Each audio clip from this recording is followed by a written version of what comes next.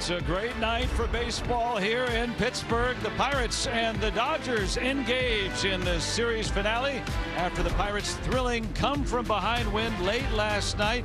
They were down 5 in the 7th inning. Tyler Callahan, the second of his first 2 major league home runs, puts the Pirates ahead for good. And then the exclamation point. Spencer Horwitz with a 2-run shot. The Pirates needed all of it, and they even the series with a 1-run win over the Dodgers. We welcome you into the booth. Joe Block and John Wayner with you, and Hannah Mears down on the field. And for the Pirates, Brandon Lau. He was another big catalyst last night. He's the one that really got the scoring started in that 7th inning. Just more of the same from Brandon Lau. Yeah, he's been so clutch. What an addition. What a trade made by Ben Cherington bringing in Brandon Lau, because we've seen the home runs. He's got 15 of those, but he's been clutch. He's got 43 RBIs, which is 8th in the National League. He leads the National League in 2-out RBIs. It was a big 2-out RBI double that he had last night's game, but he's been coming up clutch all year long. The 32 extra base hits, that's also in the top 10. Just a huge addition to this lineup. And it's not just one guy. We mentioned Callahan or Lau. How about Brian Reynolds, Spencer Horwitz? Those guys have been steady as they go. Yeah, we know Brian Reynolds has been steady throughout his Pirates career, and he's putting up great numbers. Spencer Horwitz, man, he's come on just undone. He's on fire. A lefty hasn't been playing against lefties, in there against the lefty tonight. Both of these guys a long on-base streak. They're hitting the ball at the ballpark. They're driving in runs and scoring runs, and hopefully it continues. Trying to find the right recipe, too, for beating lefty starters, and the Pirates adding, again, Ace Marilyn Valdez, the youngster who we saw in a brief cameo, had a lot of power, so he'll be in there against the lefty starters tonight. Yeah, I was hoping to see him, Valdez. I wanted to see him come back up here. I mean, the guy does have massive power. Obviously, with the lefties, the Pirates have struggled a bit. Get him in the lineup. Hopefully a big hit from him tonight. So the Pirates with an opportunity for a series victory over the Dodgers with a win tonight. And last night, the defense made all the difference in dodging defeat. Can they take care of LA tonight? We'll find out next right here on Sportsnet Pittsburgh.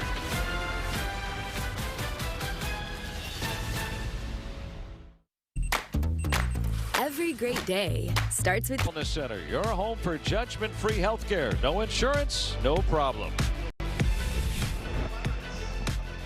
Here tonight from PNC Park, it's Mitch Keller getting the start for the Bucks and trying to get things right after a very good start to this year. It's been a bumpy ride for the last month or so for Keller. Yeah, his first 8 starts, outstanding. 287, held opponents to 206. Now, in his last 5, his opponents have hit 100 points higher.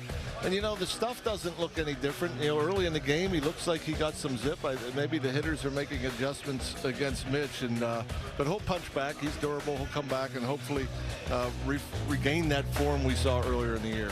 And he'll have the ball put in play behind him a good bit. And we saw last night, especially the defense helping to win the ball game. Yeah, you don't want to forget about the defense. You know, it was an awesome game. Everyone's talking about the comeback. Reynolds, the play of the year for sure. And Nick Gonzalez making a nice play. That one falling towards the outfield. Comes up with it. I don't know how Brandon Lau caught that ball. That ball was a rocket, and he just barely had enough glove to hang on. And Ohtani, again, you know, he might have had 2 homers and a double, but the plays by Reynolds and Gonzalez held him just to the 1 homer late. Got to do everything right to beat the Dodgers consistently. And Justin Robleski, first time he'll start against the Pirates, so this lefty's been very good. Yeah, it's pretty amazing. No Blake Snell, no Tyler Glasnow, but we'll just throw Robleski out there, and he's been outstanding. His last 2 starts, my goodness, just a run allowed in 13 innings overall, 2.62 ERA, and the Pirates have had some struggles against lefties. Hopefully they can figure out the young lefty Robleski. Pirates going for a series win with a victory tonight. Last night, a big Pirates win in front of a full house. Who's up for game 3? I can barely see my wallet's getting thin and I just lost my well, I got a problem. Just one answer. Got down and kiss it goodbye. Kiss it goodbye. Yeah. Oh, did he slap that little bit? That was a crazy game.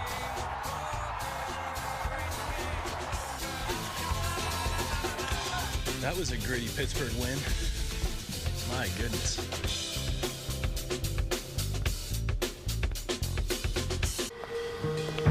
As a kid, you believed in magic. Every now and Presented by Highmark, the official health plan of the Pirates, because life. Highmark Blue Cross Blue Shield. By Cohen Markets, free ice cream is back at Cohen Markets. Club Cohen members get a free Hershey's ice cream sandwich all summer long. By your Western PA Chevy dealers. Chevrolet, the best-selling brand in Pittsburgh. And by Levin Furniture and Mattress, Pittsburgh's #1 furniture and mattress store. There's Esmeralyn Valdez, who has 2 major league hits, both home runs and impressive ones at that. So he'll add to this powerful Pirates lineup. Trying to boost Mitch Keller and the Pirates to a series win over the LA Dodgers in town for the finale tonight. It's Ohtani DHing. He pitched yesterday. Then it's Pages and Freeman with Betts cleaning up. Max Muncy, a good series so far. Kyle Tucker hit 6th. Then Ryan Ward, who hit the grand slam last night. Rushing again behind the plate with Smith going to the injured list. And then it's Alex Freeland at second. Car Shield numbers for Mitch. ERA 4.81 after those last 5 starts. Opponent still only hit .243 against him, and he's kept the ball in the ballpark with just the 5 home runs. You know, Mitch is making adjustments. He's going to figure it out, but it's a tough test here tonight against these Dodgers.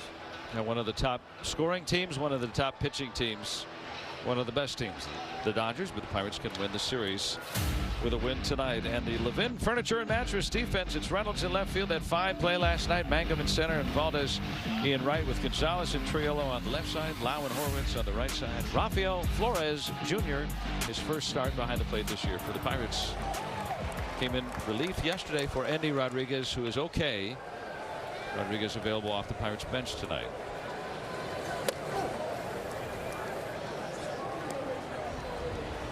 There's Endy, not in the starting lineup, but available off the bench tonight. Left the game yesterday with hip discomfort.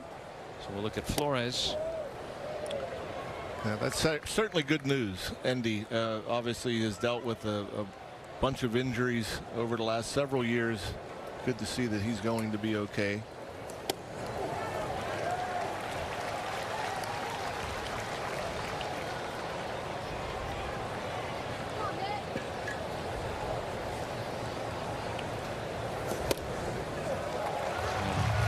The count back to even on Ohtani. Struck that home run late last night to make it a 1-run game. Good career numbers against Keller. Join the club.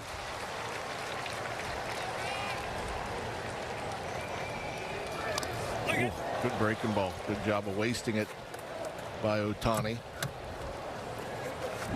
Pretty sharp. Watch this thing just take off. Look where it ends up. Just off the plate, perhaps a little low.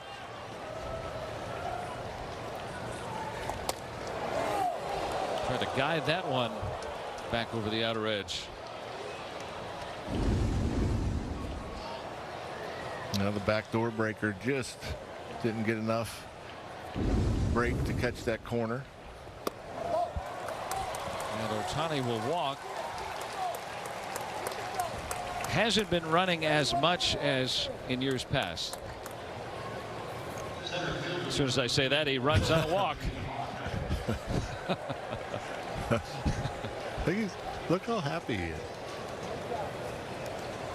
You know, and I find it interesting. You know, he's likable. I mean, and he gets some boos. I'm sure he gets boos everywhere he goes, and that's perfectly fine. You're allowed to boo, but he's hard to boo. I think he'd be, you know, he's so friendly and nice and happy. Concerned for others. Picking up bats last night. Look at the Levin Furniture and Mattress strike zone, getting that called for a strike. Chris Conroy, the crew chief, working the plate tonight. Curious if the Dodgers will run it all. Keller had been fairly easy to run on. That's one of the things that he's done very well. No one has stolen against him in the last month, but he got a young catcher behind the plate tonight. We'll see. Yeah, again, if you're slow to the plate, they're going to take advantage, but he's quickened it up. There's a nice double play ball. How about that? We were talking about that before the game. You know, Mitch Keller for a while there was getting a ton of ground balls, and you wonder, well, maybe he'll go back to the sinker a little more. And because in the last year or two, not as many. That was actually a breaking ball, but Taylor made that 2-hopper to Triolo.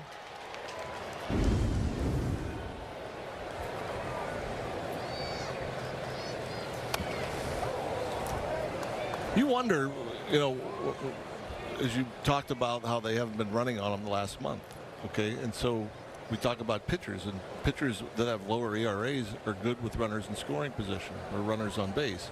And you wonder if that has anything to do with it, him speeding up his delivery, if that might be part of the problem with his struggles the last 5 starts, you know? I hadn't thought about that. Me neither. So you brought that little nugget up.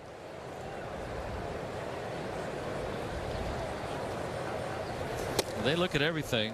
Keller said after his last start, you know, couldn't put his finger on why he had struggled recently. That's, you know, half an hour after the game's over. But between starts, they'll take a look at anything. There's so many coaches looking at video, idea bank. Because I think when you talk hitting, a lot of times we talk about timing. There's timing with pitchers too, you know, with their delivery and everything else like that. And if you're used to pitching out of the stretch one way and you make an adjustment, I don't know, do you have the same command? Maybe that, you know, he's made some mistakes. But having said that, you know, when you're giving up hits with runners in scoring position, you're not normally slide slipping because you're not worried about anybody stealing bases. So could be nothing. 2 walks here in this first inning. So Freeman is on. And Rock, what do you have for our keys of the game presented by your Western PA Buick dealers? Yeah, I want some big swings from the young bucks. You know, you got a couple rookies in there, Flores and Valdez. Valdez got the big time power, 2 right-handed bats against the lefty, and who knows how deep in the game Mitch Keller will go, but we're going to need the bullpen to shut down these Dodgers. Yeah, if you get 6 innings from your starting pitcher, you feel good on any typical night, any team. That means there's 3 innings left to cover. How do you do it? And we saw it with the Dodgers last night. It's not always easy. Pirates coming back down 5 runs entering the 7th to win the game.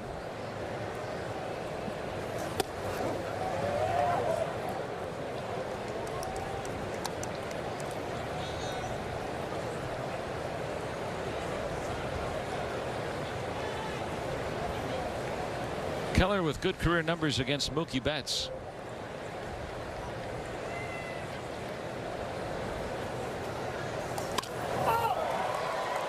But a 2-out hit. That really was a theme last night. And that errant throw almost costing an extra base, but Dodgers will stay put on the base hit by Betts.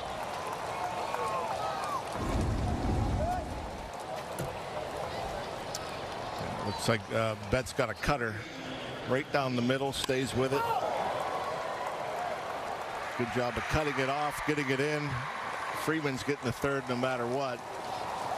The high throw. Good thing Mitch Keller kind of following that play, able to corral it, so Betts had to stay there.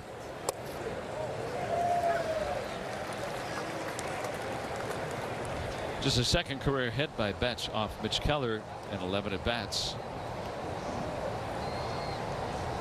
So Muncy, who's had a good series, 4 out of 6. Betts runs.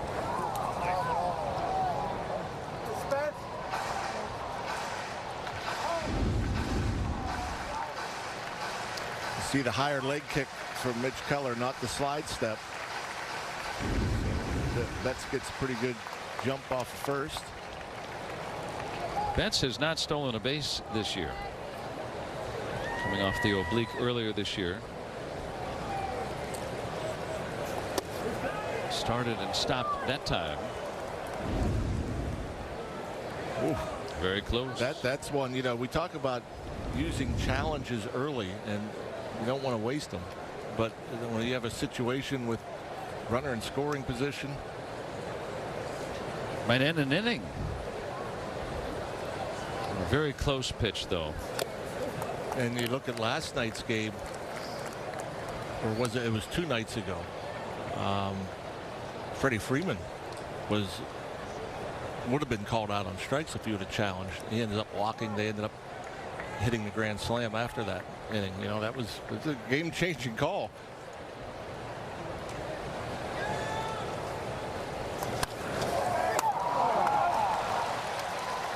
Keller will get out of it. Dodgers leave 2 on in the first. Chevy Silverado drivers will do a lot in the next 5 years. For their In his familiar 2-hole. Then it's Reynolds, Ozuna cleaning up. Spencer Horwitz will hit 5th. Valdez and then Jake Mangum, hot hitter as of late. Flores Jr. and then Jared Triolo for the Pirates. Against the lefty Justin Wrobleski. Show you those numbers again. Very impressive. Not a lot of punch outs. Pretty much just a 2-pitch pitcher. Fastball, slider. But he's been good with both of them. Opponent averages 214. His 4-seam fastball, he hit just 203. His slider 178. He'll throw an occasional curveball, maybe a few changeups, but the majority of the time it's going to be fastball, slider.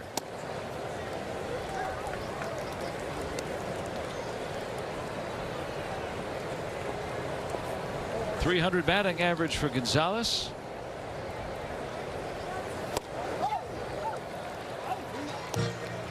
So what does that mean as a hitter if you're facing a 2-pitch starting pitcher? There are not too many guys that are like that.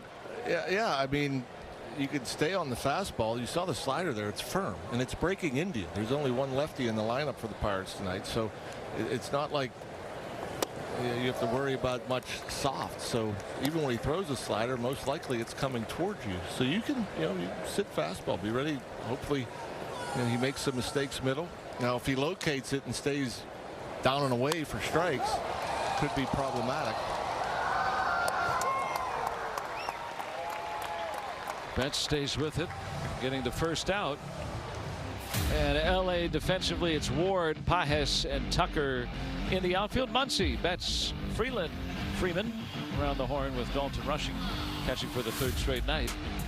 Will Smith goes to the injured list today. Not played since Friday.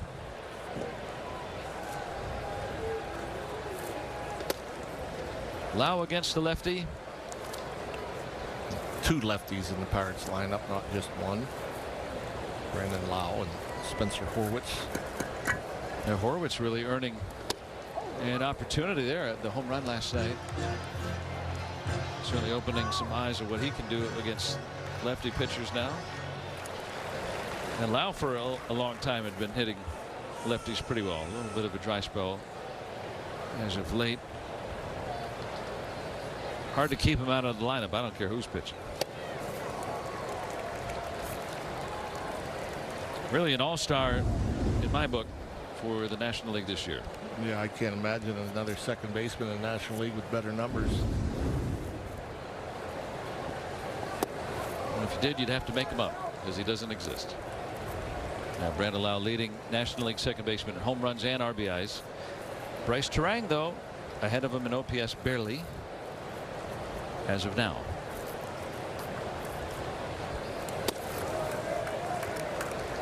Go to MLB.com/vote. Vote your Pirates in there. You can really make a case for just about everybody in this lineup. All the regulars.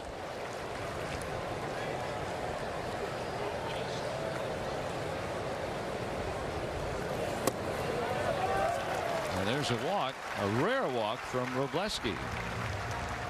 Not going to help you out much.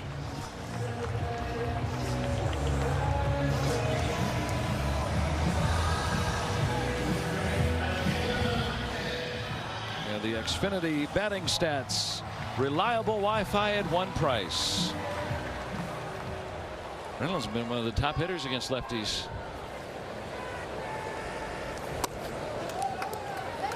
His OPS for the season is just under 1,000 against lefties.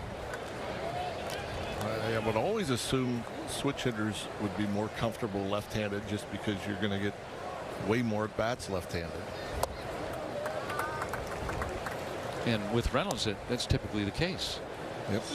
Yeah. I mean, figure at least 2/3 of your bats are going to be from the left side. So you'd think you'd be more comfortable shooting. You can go weeks without seeing a lefty starter.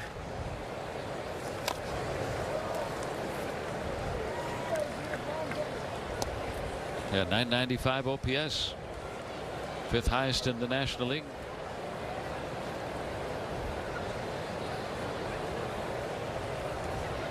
So the Pirates are trying to stack that lineup. Be the lefty starter.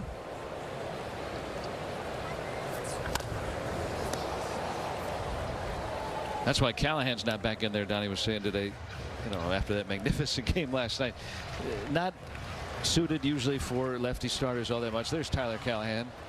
Hit his first 2 major league home runs last night. 2 big ones and long ones.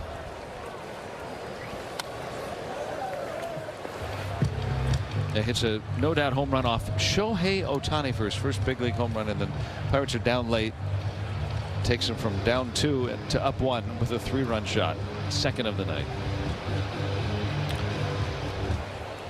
I don't know if you've done this work yet, but I'm sitting here thinking about the amount of 3-run homers this Pirates lineup has had already. It seemed like we never got them last year. I haven't done the work, but I would think that they have more this year than they did last year already. Just the the big impact home runs. Yep. No, they're game changers for sure. Blesky pretty firm early on here. He's averaging just under 94 with the fastball. We've seen 95, 96. Kind of a traditional hard slider. That one didn't break.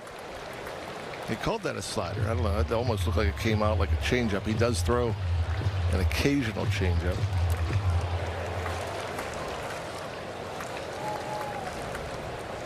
Just walked Lau, challenging Reynolds.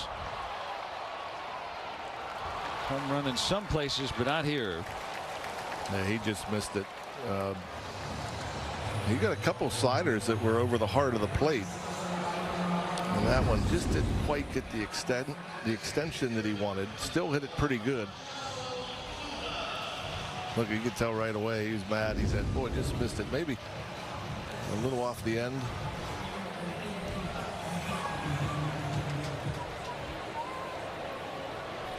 And it makes it all the more remarkable how well he's done as a right-handed batter hitting here at his home ballpark.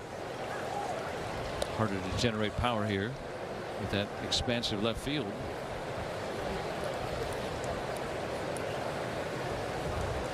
See if Ozuna can get over 200 tonight. Has not been over that mark at any point this season. Kind of picking the spots to use him right now. And see if he can go on a heater. Talk about sometimes it's just one swing, one at bat that could turn a season around. One of his last at bats, he turned around 96. Thought, oh, maybe that's it. Hit it hard in the left center field.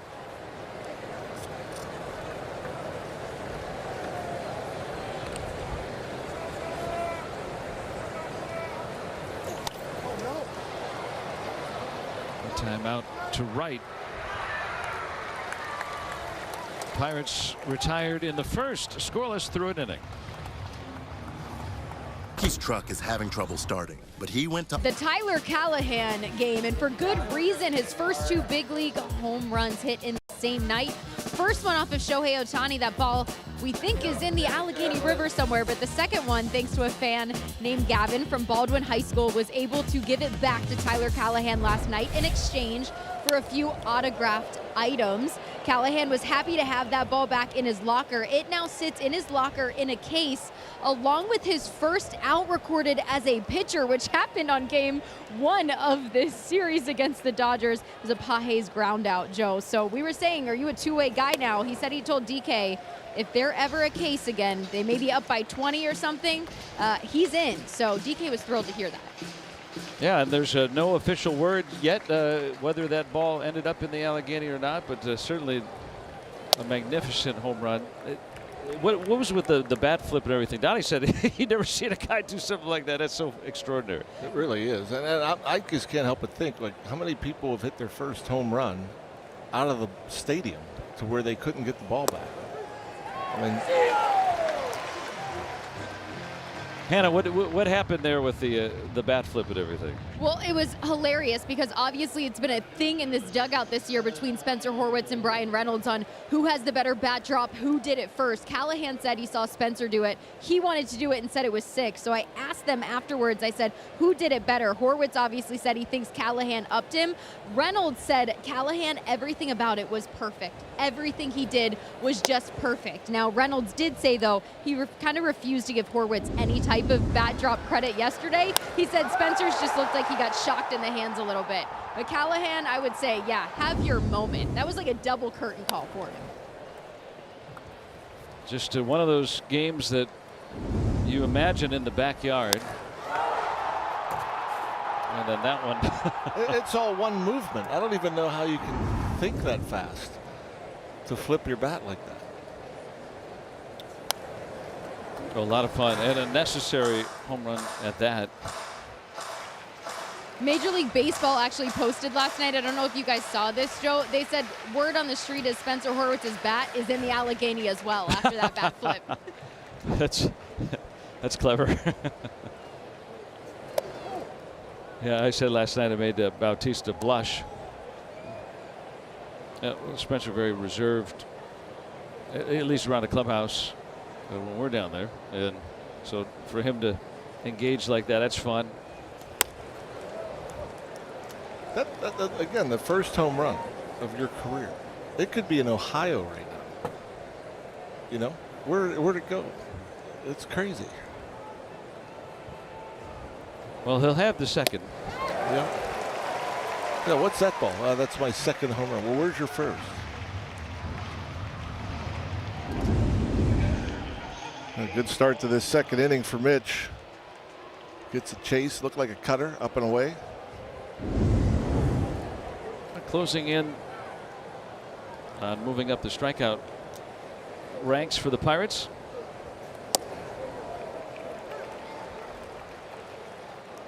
And with those latest two, this is where Keller stands right now. Our Penn West University stat of the day. The Pirates all-time strikeout leaders. We had dinner with the next guy on that list tonight. Always good to see Steve. Steve Blass. So 7th all-time for Keller with 3 more strikeouts. Could happen tonight. A couple of Pirates new Hall of Famers on that list too. Wilbur Cooper and John Candelaria up on that list.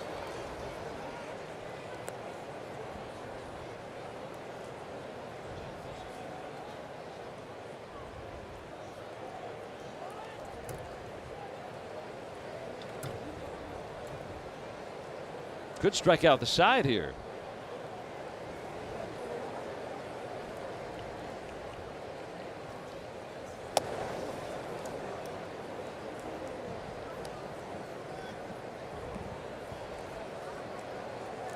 Try to get that pitch count back in order a little bit. A 24 pitch first inning, couple of walks. Back-to-back strikeouts here.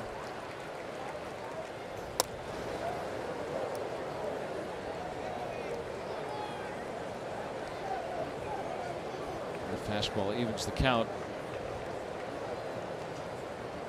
Rushing's been good. Filling in for the injured Will Smith. Ground ball out, ends the inning. 1-2-3 go with the Dodgers against Mitch Keller.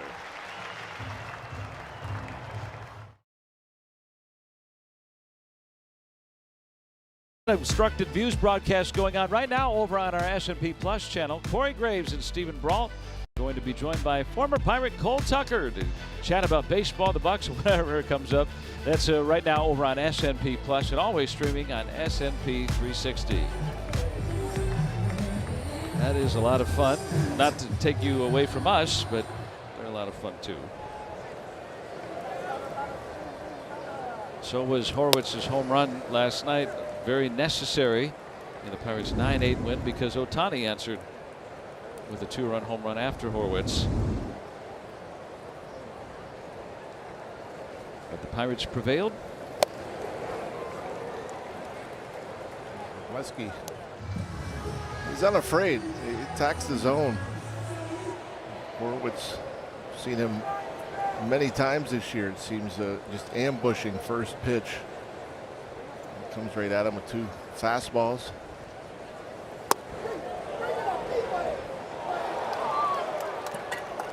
Tried to check his swing, but that's the first strikeout for Robleski.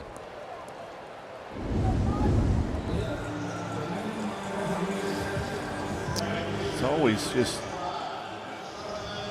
so hard to tell. As a hitter, you never think you go.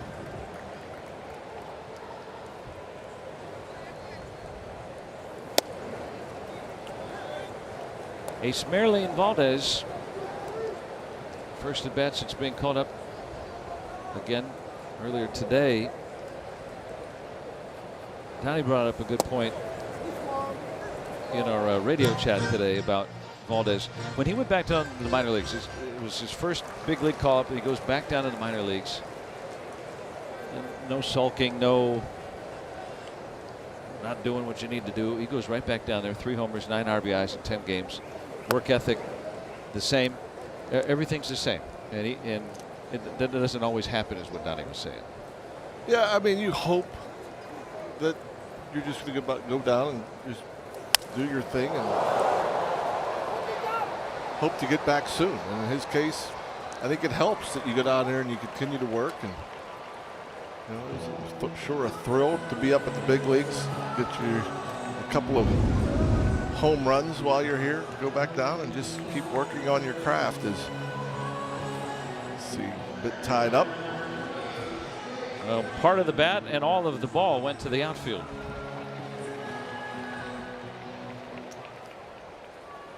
That's power. Get that barrel out.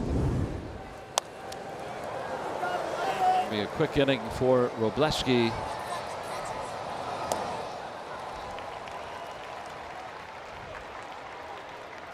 Still no score.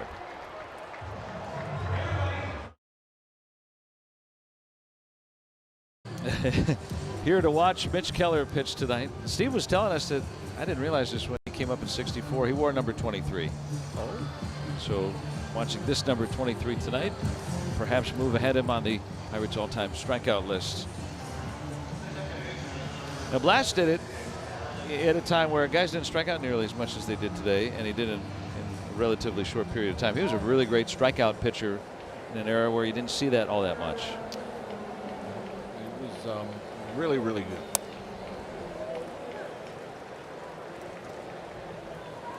There they are, intertwined tonight.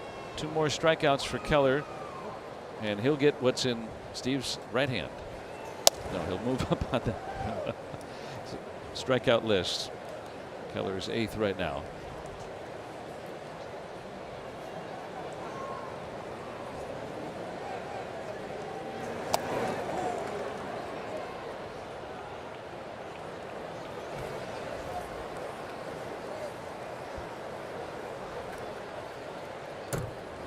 So far this first time through the order for Keller, he's allowed 1 single, couple of walks, couple of strikeouts.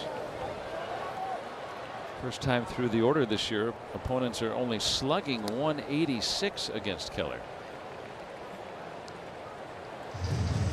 Yeah, and he has that good fastball. We won't see much in the upper 90s anymore. We used to from Mitch, but it almost looks like his fastball plays better, you know, at 93, 94. Hasn't thrown a bunch of them early. Throwing a lot of breaking balls to this Dodger lineup. And that was a dandy. Third strikeout tonight. He's one from tying Steve. I didn't see Steve clapping. He will for the next one, especially if it's Ohtani.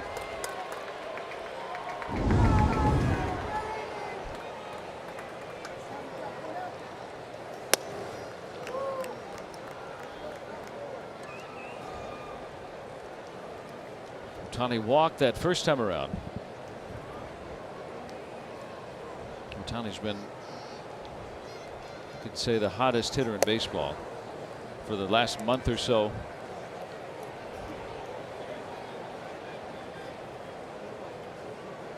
Hitting .400 over the last 25 games with almost an RBI a game. Hit the ball over the wall twice last night. Reynolds caught one, though, keeping him from a 2-homer game. I think he'd be swinging here 3-0 if he gets something he likes. Nope, he wasn't even thinking about it. Surprised by that.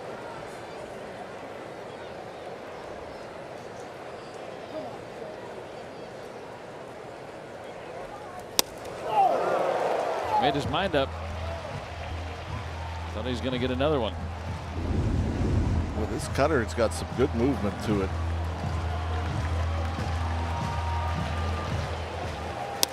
It's more like a true cutter, just a few miles per hour slower.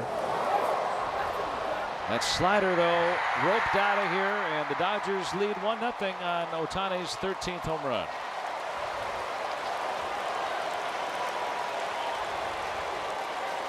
Immense power. I didn't think it was high enough.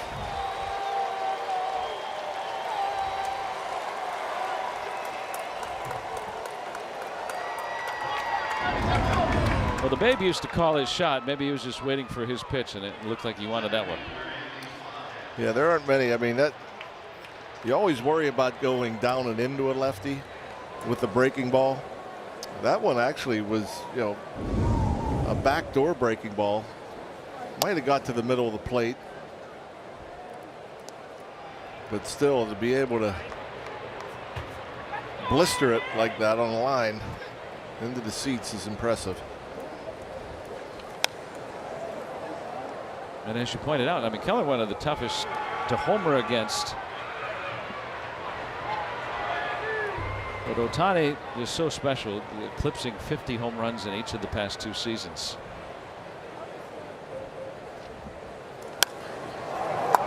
Pages the other way on the slider.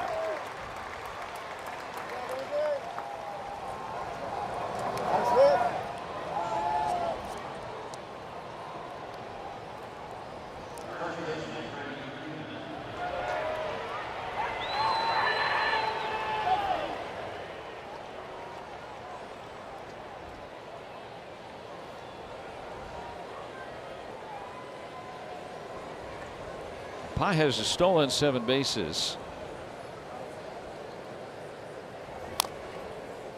Dodgers as a team don't run all that often. And when you have that kind of power, you know, there's a lot of power in this Dodgers lineup. You don't want to make outs on the bases.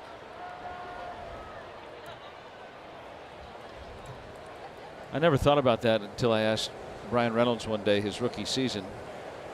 You know, had some pretty good speed back then, especially. And he batted in front of Josh Bell that season. I said, well, why don't you steal second more? He goes, I'm already in scoring position. Yeah. I have Bell behind me. Oh.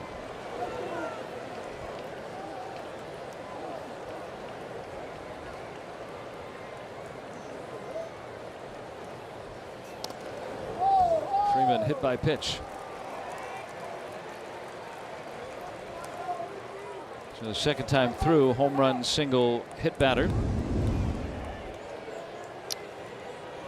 Not getting out of the way, just let it hit you in the knee.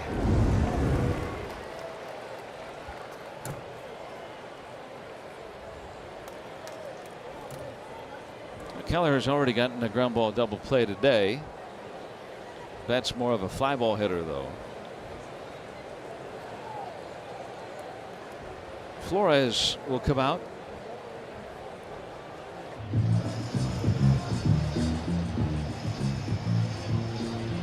And now here's a message from Levin Furniture and Mattress. Get the guaranteed lowest mattress prices for life at Levin.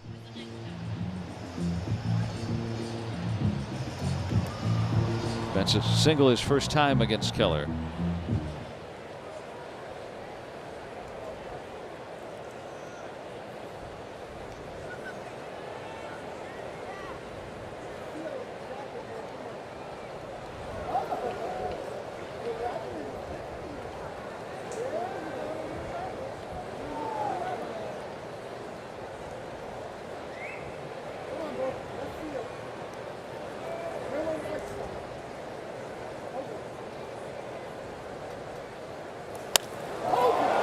To deep left. Reynolds, can he do it again? My goodness. Incredible.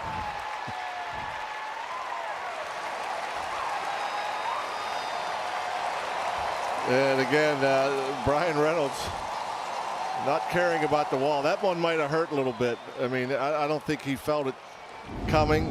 He was kind of running in last night's game, drawing it. This he's just kind of coasting back. But yeah, that's a home run also. My goodness. That ball would have gone over the wall. Yeah, there's a Dodger fan there thinking he's going to be able to catch that.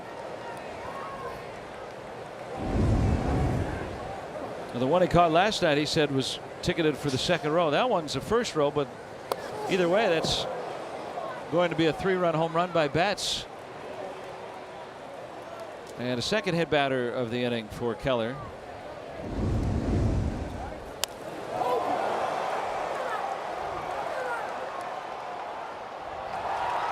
I do this every night. That's awesome. Donnie Kelly said yesterday that was the best catch he saw Reynolds ever make. I agree with that. You know, that one not as spectacular, but it robbed a home run. Any way you look at it. A little poke by Tucker could be trouble. It's going to get down. 2 Dodgers are in on the little blooper by Tucker. LA leads 3-0.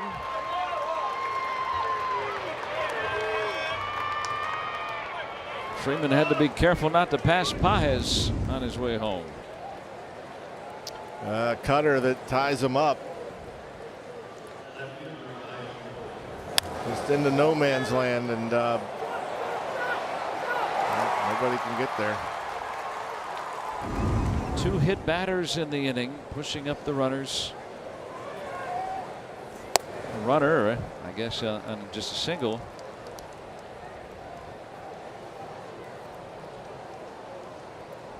So Muncy now at third.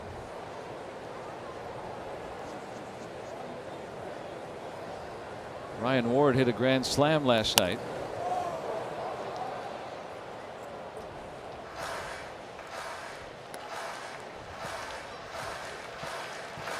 Five of the 6 have reached the second time through the order for Keller.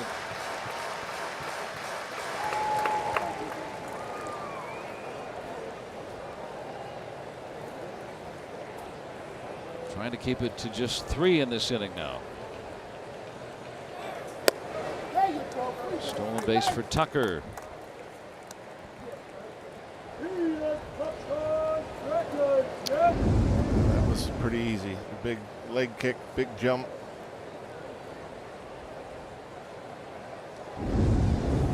First time in more than a month anyone's stolen off Keller. More importantly, now another base hit here would score 2, it looks like, for the Dodgers.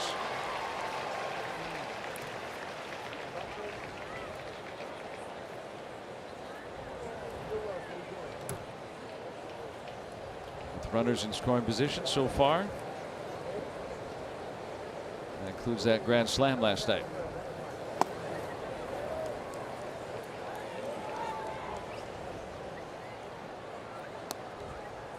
.65 pitches.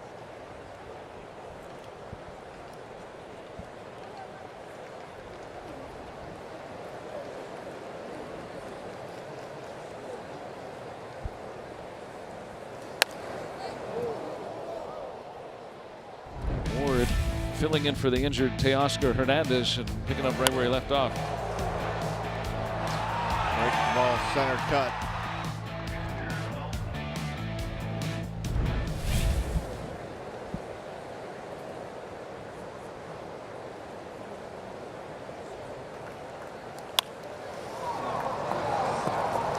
And that sweeper gets a little ground ball to get out of any further damage, but the Dodgers stake themselves to a 3-0 lead.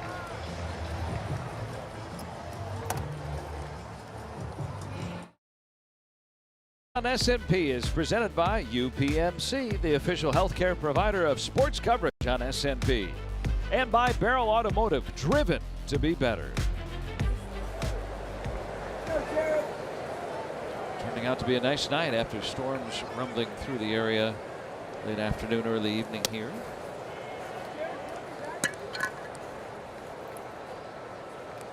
Rafael Flores Jr. at Indianapolis. Good power numbers. That's a big kid.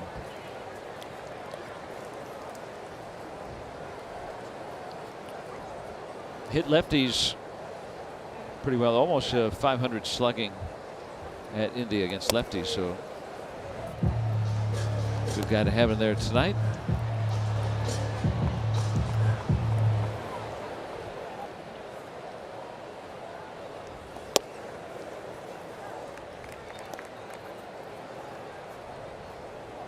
He's up because Henry Davis is on the paternity list. And Andy Rodriguez leaving the game last night with left hip discomfort, but turns out he'll be fine and he's available tonight. So Flores might have gotten the start anyway against the lefty. Get him a look.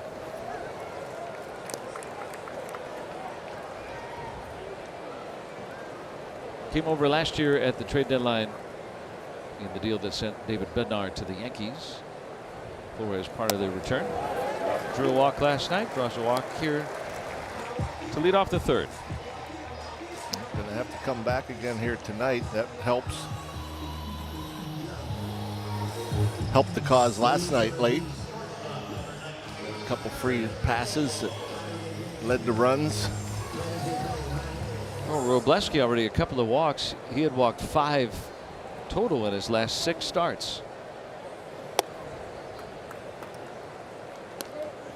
Will it be an off night for the Dodgers lefty?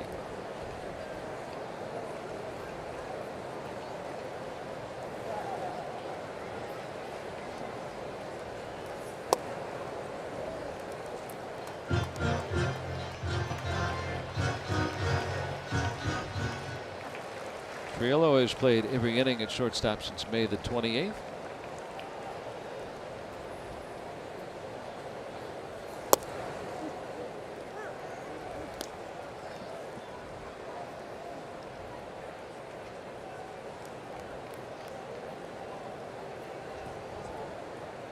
We'll give him that right side of the infield.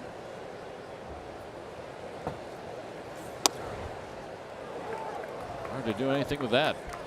Yeah, you know, there got to be some extension, some life, something about his fastball. You know, you look at his numbers. You know, he throws some, you know, a couple well located here to Triolo, but you know, late swing there from Jared Triolo.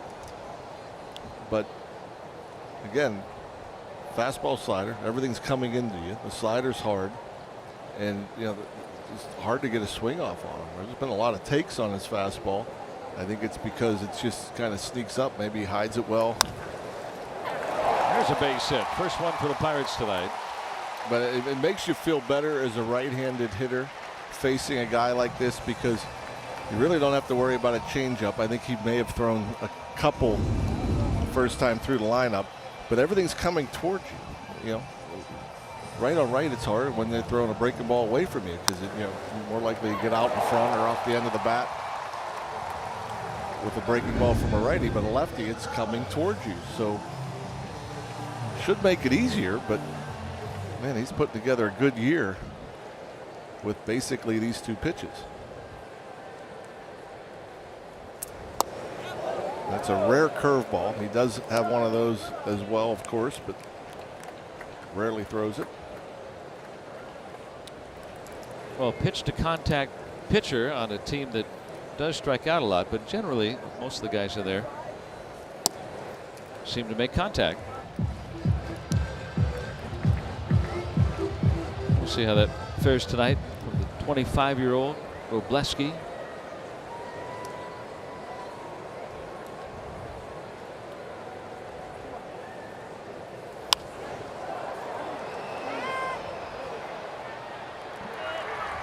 Tucker has the first out.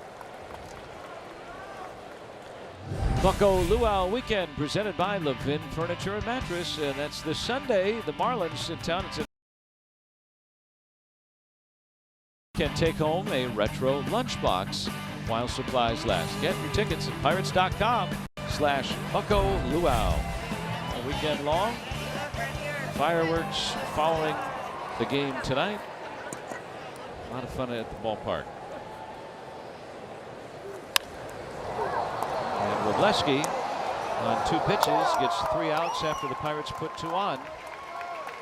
And it stays 3-0 Dodgers.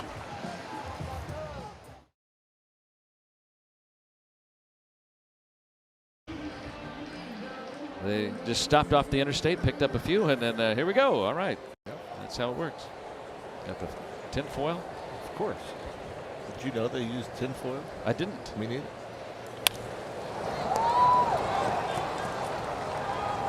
First pitch out for Keller here in the 4th.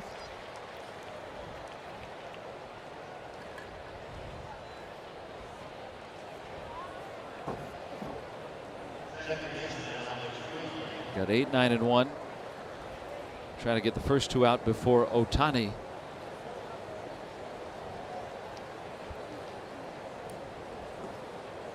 Ohtani has homered tonight. Breathing next after Freeland. Always know where he is. He's hard to miss. Big man. He's listed at 6'4". Looks big. I think he gained an inch when they did the official measurements for ABS. Wouldn't be surprised. Yeah. Freeland. Esmeralda Valdez in right field tonight. Ohtani pitched at PNC Park last night, but the home runs are what we know him for. Powered all fields. We saw one out the left. Reynolds robbed it. One out the center and one out the right.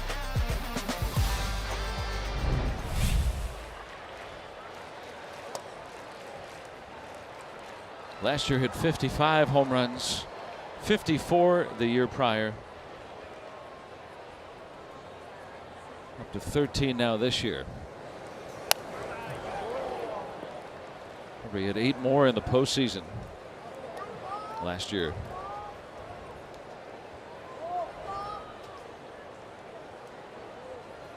Way late on that slider. It's almost like he went back and asked Flores, what was that? 89 miles per hour. That's hard hit.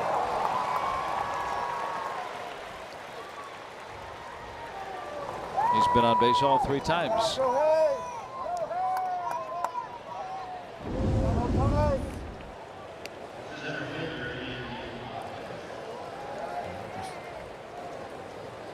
Another hard hit ball.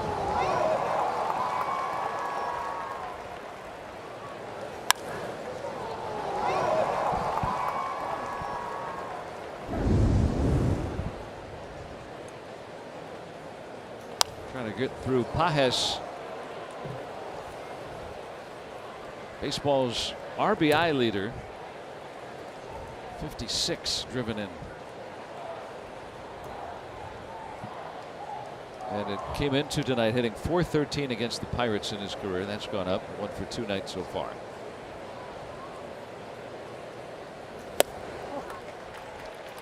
Swing and miss on the fastball.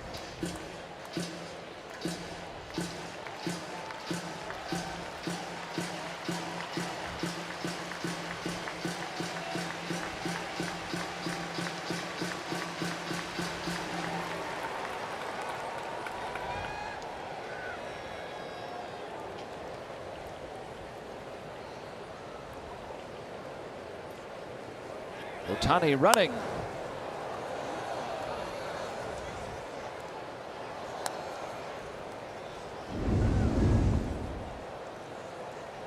Yeah, I don't know if we've seen. I don't think we've seen the slide step in this game from Mitch.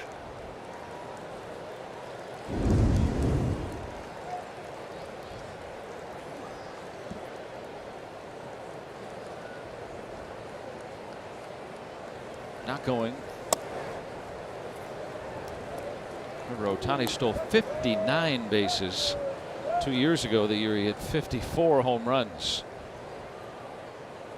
Never seen a season like that. May never see another. Yeah. Didn't pitch that year, so he had fresher legs.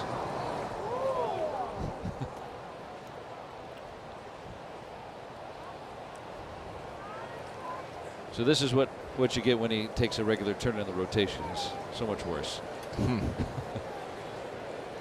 Hitting over 300. He's taken off, got a big jump.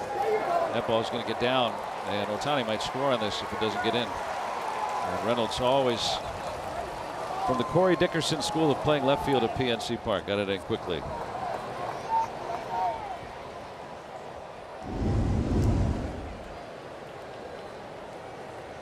Looked like a fastball, and Pages on time. And that is a good job by Brian Reynolds. Get it, throw it,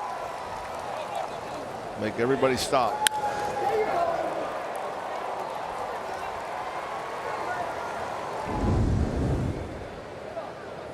Got to get through Freeman.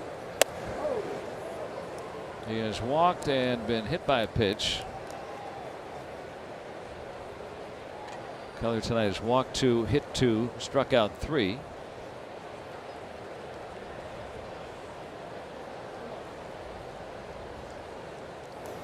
Two out hits with runners in scoring position. Dodgers up 4-0. 3 straight 2-out singles.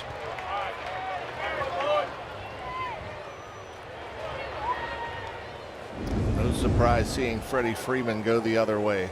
Out over the plate. It's his approach. Throw me a fastball, I'll hit it the other way.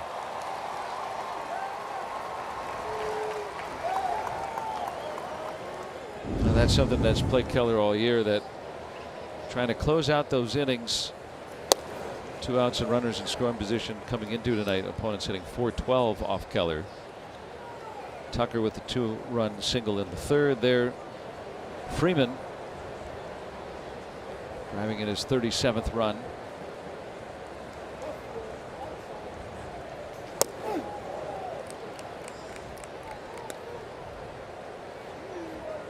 Trying to get through Mookie Betts.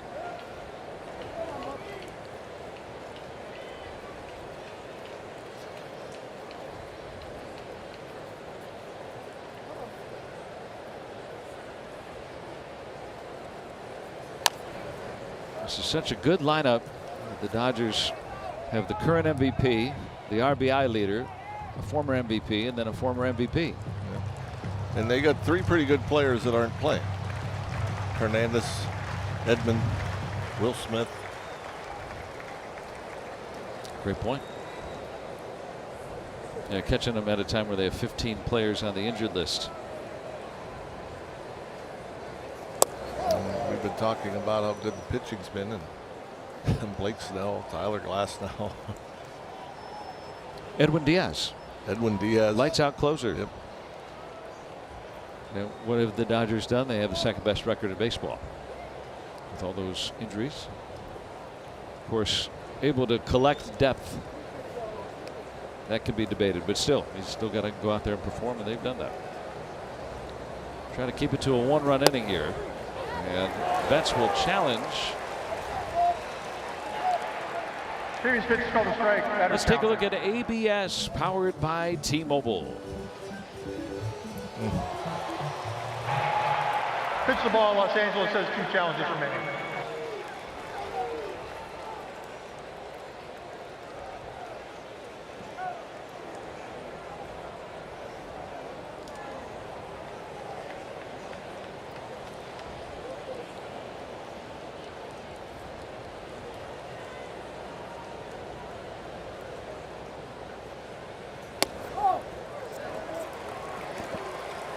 a walk.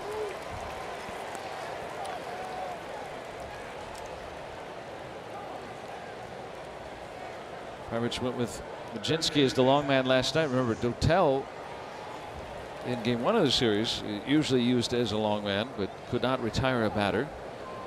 Not sure if he would be available for length tonight or not. Keller already at 87 pitches. He had 2 outs and nobody on in this inning. The last 4 have reached. Movement in the Pirates bullpen.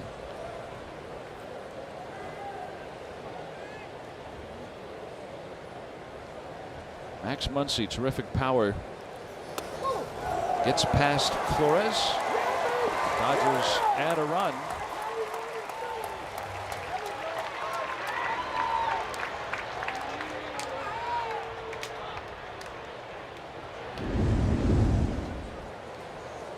Yeah, that big breaking ball, and not enough reach for Flores.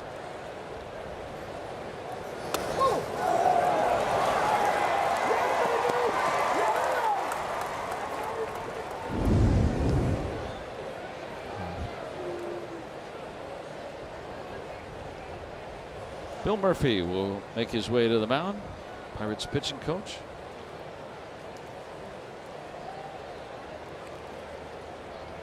And 89 pitches now. Give Yohan Ramirez a little more time to get loose. Keller has walked 3 tonight. A couple of hit batters. That wild pitch right there.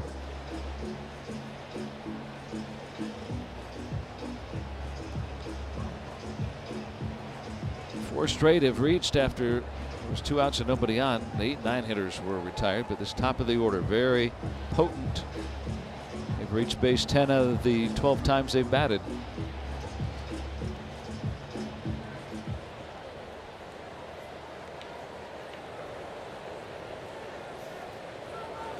Behind on Muncy.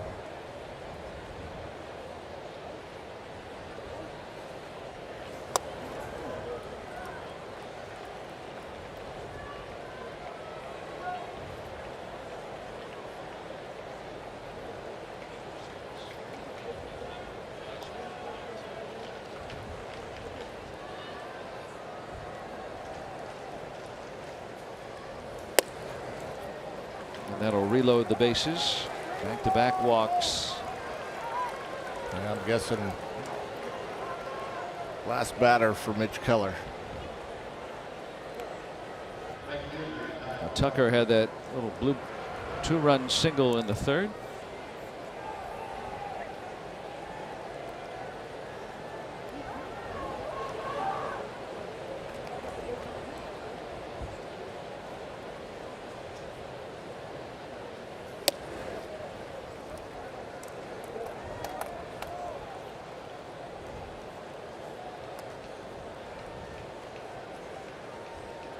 Just can't find that consistent release point.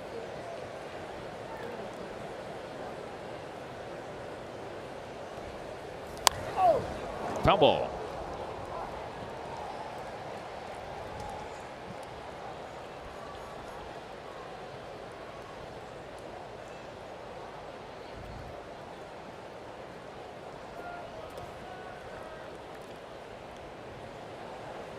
The 9 Dodgers base runners after 2 outs here in this game tonight.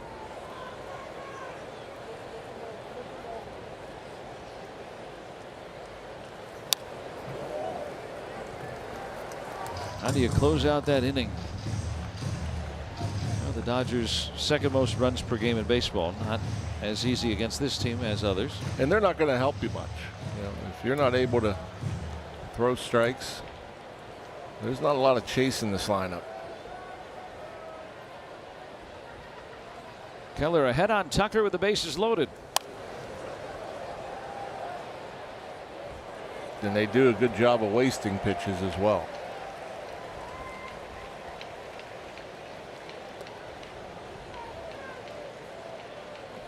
Four walks from Keller tie a season high.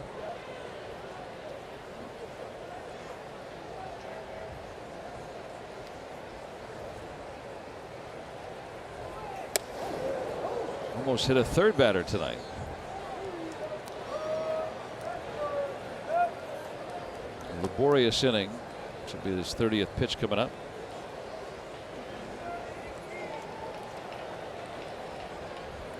Nowhere to put him.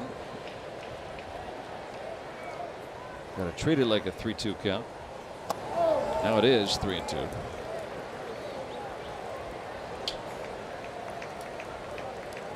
Looks like he's got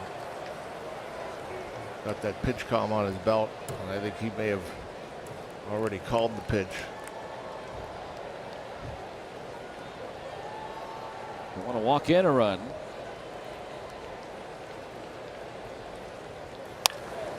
Right to first.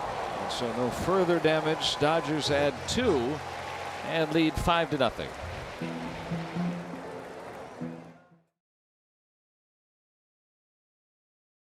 Provider of sports coverage on SNP. Well, the Pirates hit their way back into the game last night and won it with their bats. So far, Robleski hasn't given them much. Maybe the second time through. A lot of ball game left. Probably the night for Keller at 98 pitches through 4.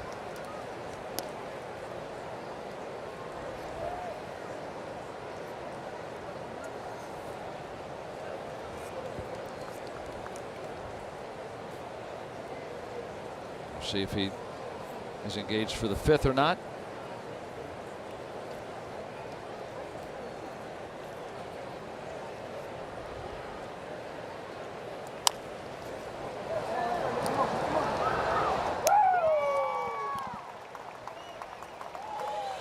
Betts gets the first out.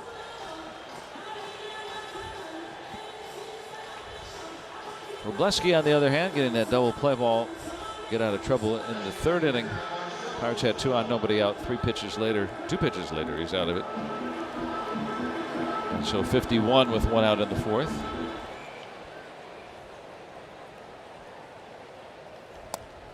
Triolo has the Pirates hit.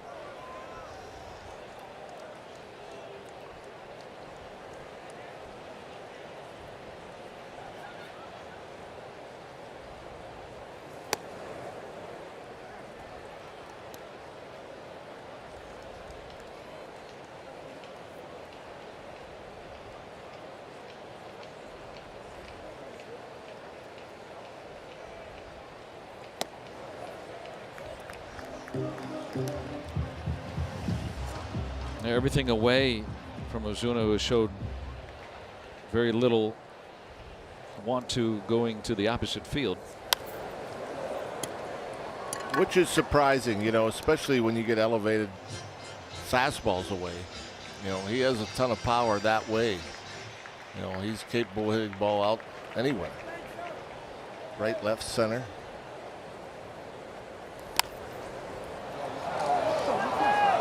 Maybe exploit that wall in right field as well. And next time you're here at PNC Park cheering on the Buccos, make sure you stop by the Miller Lite Landing, located in the center field concourse. Legendary Pirates moments start with light.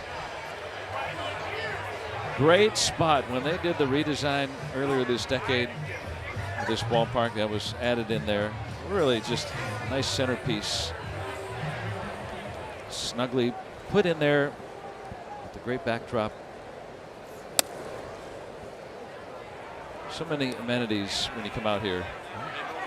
Who doesn't like to sit at the bar and watch a ball game? Maybe run into some friends.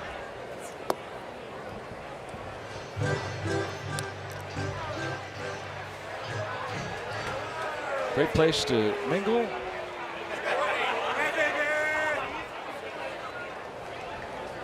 And when you're ready, take back in the ball game. Here's a base hit for Horwitz. And again, the way he makes adjustments.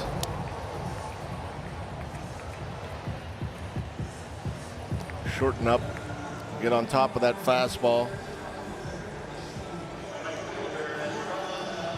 What does everybody strive for in this game? Consistency. Horwitz is the Pirates' definition. or one of them. Have a few. We're talking about Reynolds in the open as well. Long on base streak he has going. But Horwitz, since the All-Star break last year, came into today 6th in the National League in OPS from the All-Star break last year on. It's almost a year of baseball where he's, if you like OPS, on base plus slugging, he's one of the best hitters in the league. Tremendous power from Valdez. The ballpark holds it. And the Pirates still trail the Dodgers 5-0.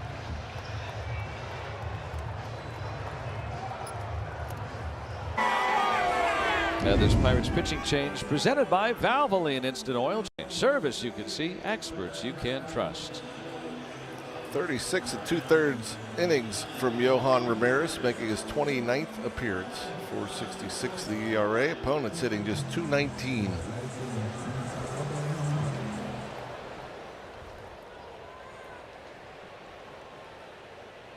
We'll draw the 7, 8, 9 hitters.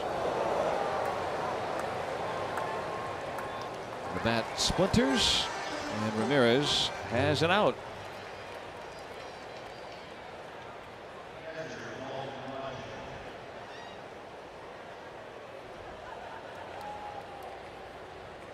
I like to see that. Quick out, weak contact. Get right back in the zone. And Rushing you would think he'd be taking.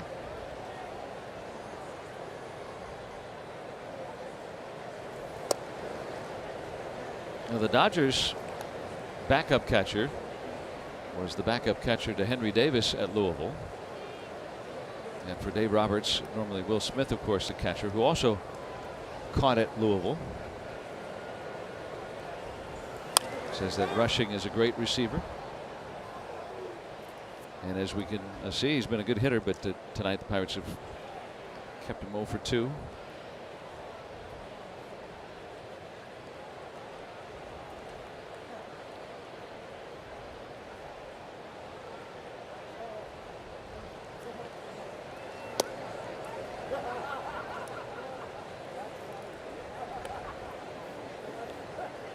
Ramirez was with the Dodgers in that time between his stints with the Pirates, and for a time he was a very effective pitcher in the first of their back-to-back World Series winners. He had a 6-week stretch where he had a low 2s ERA and then ran into some problems, but able to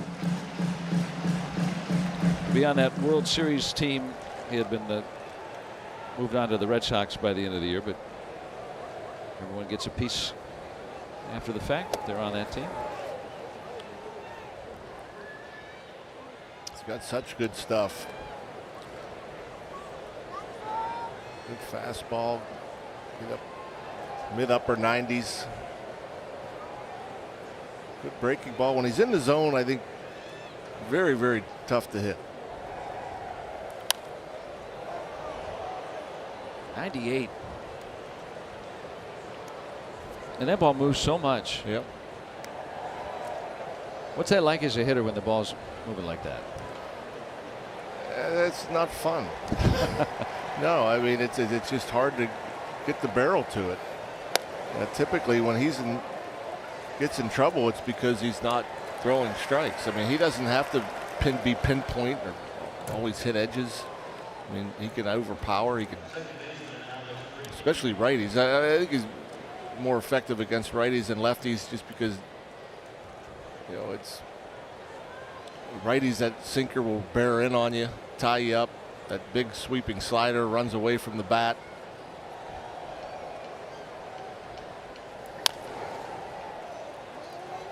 Trying to get it in fair territory.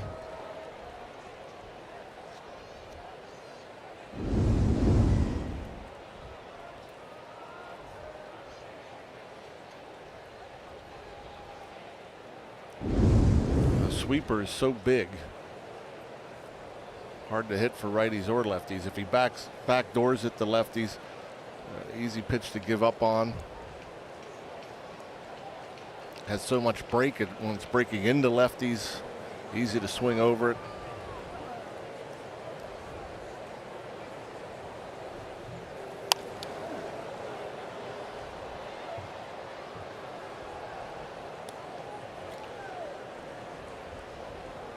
he could ever learn to kind of front door that two-seamer to lefties. You know, kind of start it off the plate in, have it come back. I mean, he's not really a command guy. But if you could ever perfect that. I think he's tried to do it a few times. He's hit a lot of batters through the years. One of those guys you can just set up right down the middle and let that pitch do the work for you. 31 years old, 8 teams in the major leagues.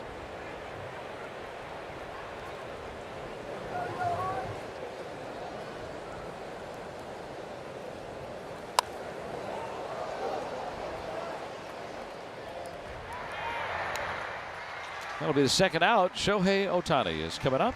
And let's take a look at StatCast. It's powered by Google Cloud on Ohtani's at-bats tonight and yesterday. The 3 balls that went over the wall. Yep, down, thigh high, belt high, left field, center field, right field. Hard, soft. He's just really good. You see where the blue one went. It went over the wall. And not just right over the wall. Reynolds said it was going to go in the second row. To really lunge back to make that catch. And then Reynolds is stealing another home run tonight from Mookie Betts. It would have been a 3-run home run. A more pedestrian robbery.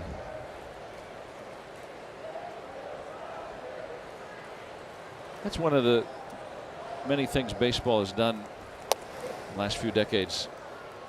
It's really made it exciting. A lot of the ballparks have these shorter walls,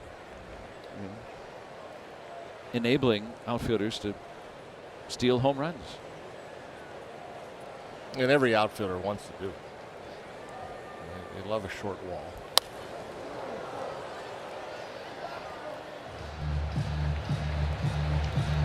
Reynolds telling reporters last night, dryly, as he always does, that he can dunk a basketball, so big deal. He can leap over that wall out there.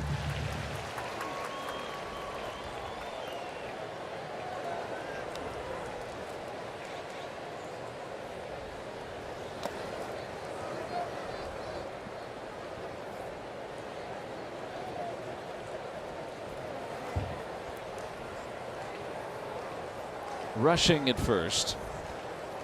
Ohtani has not been retired tonight. That was against Keller, who went the first 4.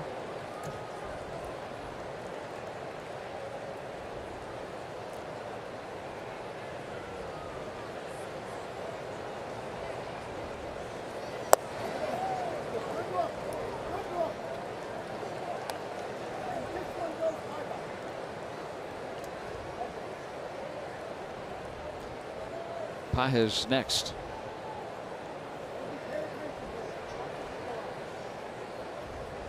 What's it going to be? The fastball or the breaking ball? Yep, tried to backdoor it, left it out there. And like you said, the Dodgers don't give you a lot of help.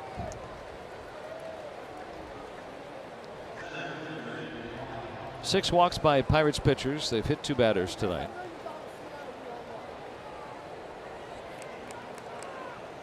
A wild pitch in there.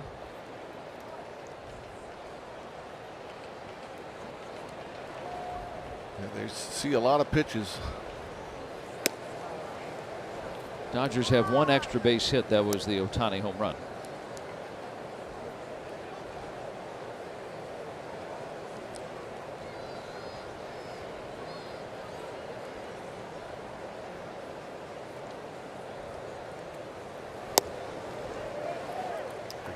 I think they saw 216 pitches Tuesday night.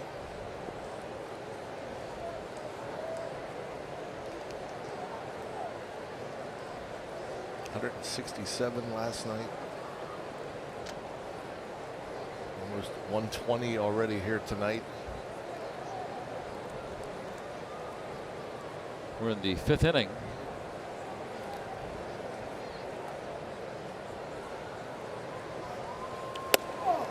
With us, not knowing who's available out of the bullpen, figured no Majinski. Not quite sure about Dotel. You saw Ramirez got that one pitch, one out. You know, you're thinking, oh, let's be efficient. Let's get through this inning quickly. Maybe you get 2, maybe 3 out of Ramirez.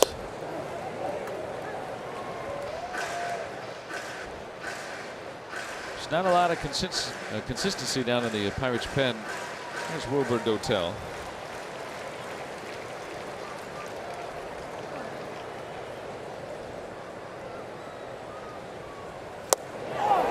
And the strikeout for Ramirez. Dodgers do not score in the 5th.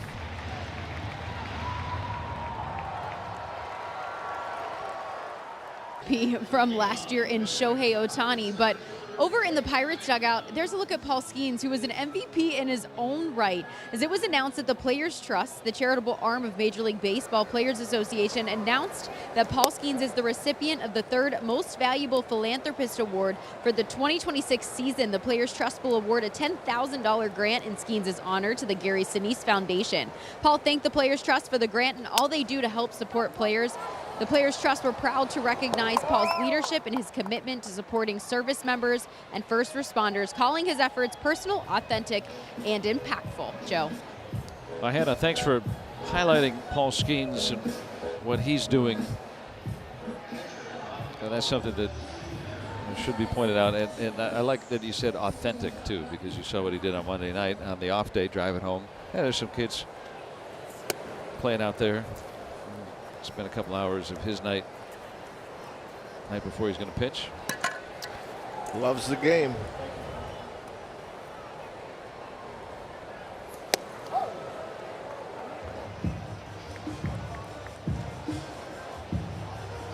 Rafael Flores Jr. up for a second time.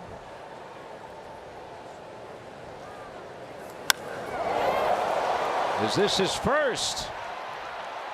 Flores Jr. out of here. Big league home run number 1. From Anaheim to Pittsburgh.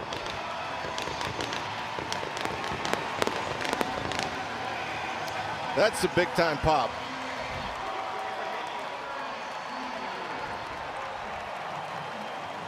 I think that one landed in the Pirates bullpen. Talked about just fastball slider, and that slider coming into you. He's on time, and so right into the cone. The designated home run cone catcher is pitching right now, so it Dotel in relief of Yohan Ramirez. That had to be 430 plus feet. That 440 on Statcast. Wow. Massive power. That's a home run in the old ballparks. That home run presented by UPMC. First of Flores' career.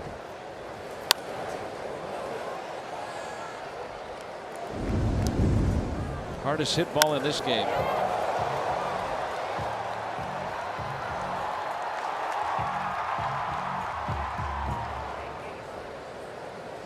Boy, that's in the back of the bullpen.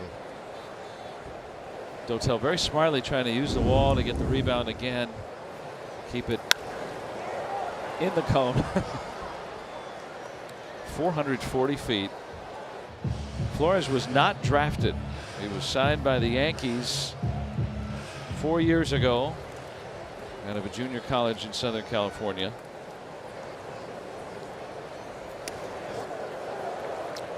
This game definitely in reach, 5-1. It could be worse. The Dodgers have left 9 on base through 5.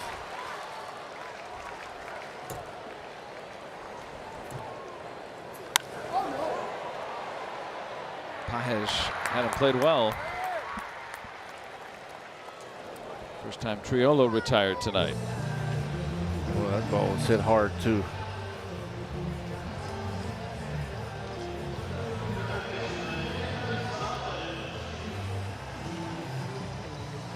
Rafael Flores Jr. getting the Pirates on the board. Homering off Robleski, that's not easy. One of the toughest to homer against in the league.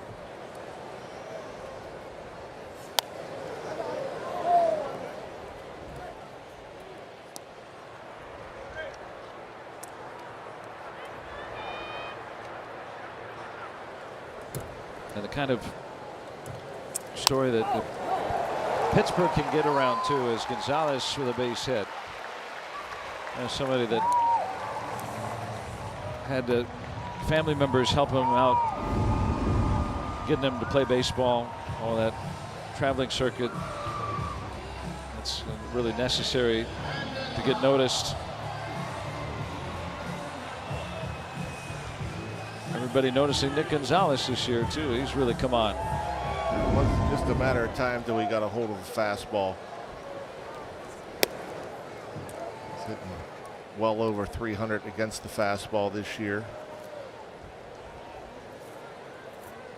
Well, the Dodgers with a lot of their offense coming after 2 are out. Nobody in the National League has driven in more runs after 2 outs than Brandon Lau. Really was the offensive catalyst yesterday. Gets overlooked, of course, with the magnificent Callahan home run and then the very important Horwitz homer. On a 3-0 pitch. You marvel at that. Yeah. Is it rare? I love when Yeah, guys are aggressive with 3-0, and you know, you don't normally see it when you're down. You know, with 2 on, down 6-1, but he got a fastball out over, laced it down the line. I think you get more comfortable the longer you're in the league. You look for a pitch in a spot. If it's not there, you don't swing.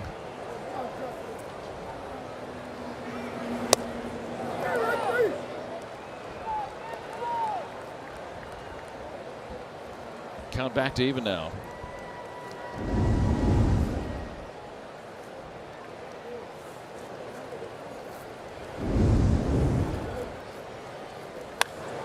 Wow.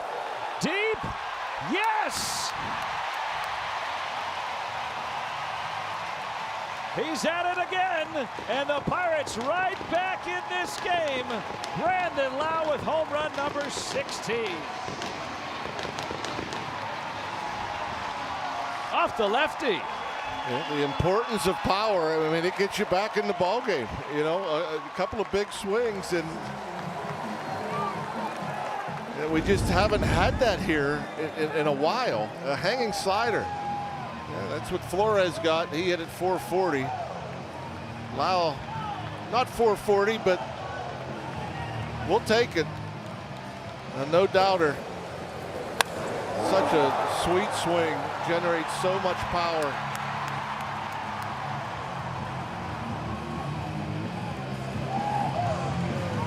Gotta go get it.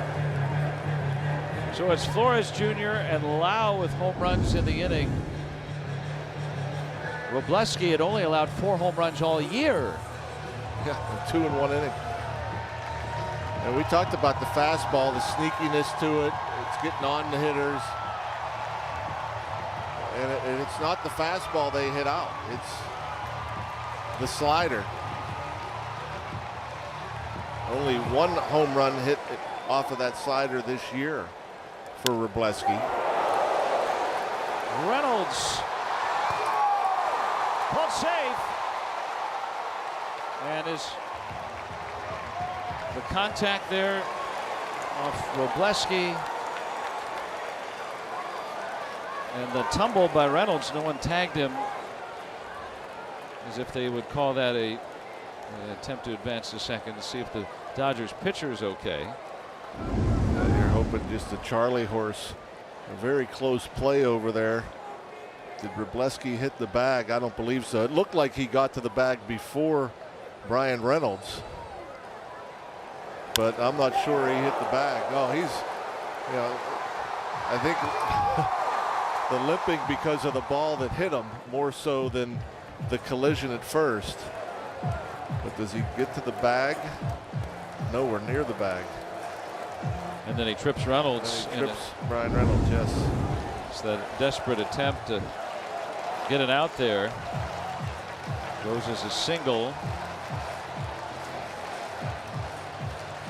A little surprised that in all that hubbub that they didn't try to tag Reynolds. Don't know if that would have been ruled trying to get to second or not after being tripped. Now, the Dodgers, who already have so many replacements on the injured list. Robleski will come out.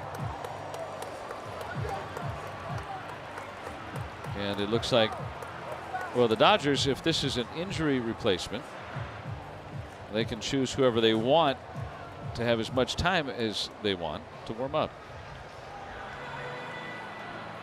Should be Klein time next.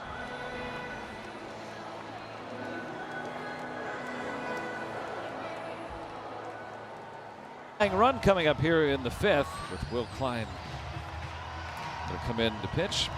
You can make your favorite players all-stars. Scan the QR code to cast your 2026 Konami eBaseball MLB All-Star Ballot daily, or visit MLB.com/vote. Pirates have a lot of worthy entrants. Make sure you vote them into the All-Star game so the Pirates can go east to Philadelphia and represent Pittsburgh. Certainly Lau adding to his impressive resume, 16th home run, and Hannah has more on Brandon Lau. Joe, he's also an all-star off the field and in the community. With that 16th home run this season, that's another $250 Brandon Lau has donated to Pirates Charities mental health initiatives. That's something he's doing per home run this year. That's $4,000 total dollars. And yesterday, during the game on the Riverwalk, Madison, his wife, was selling signed mystery balls right here to raise money for Baby Quest, which helps families afford IVF treatments to help start their own family journey. They sold a total of 200 balls and made $8,000.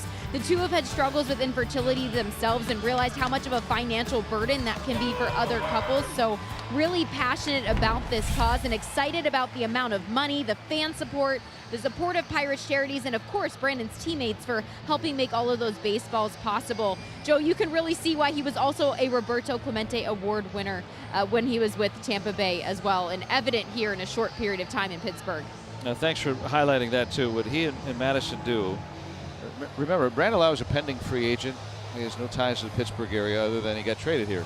And he has been absolutely all in on helping his teammates win ball games, and then he and his wife doing everything that they were doing in Tampa and then some here in Pittsburgh. It really should be admired. Yep, great humans. That's impressive stuff. It's going to be Ryan O'Hearn, left-handed batter, against the righty specialist Will Klein. Hard throwing Klein, 2.33 ERA. He's only allowed one home run. And O'Hearn, first pitch of the day. He's going to challenge. He thinks it's down. Boy, just barely catches a piece. Pittsburgh has one challenge left. Bottom of the zone.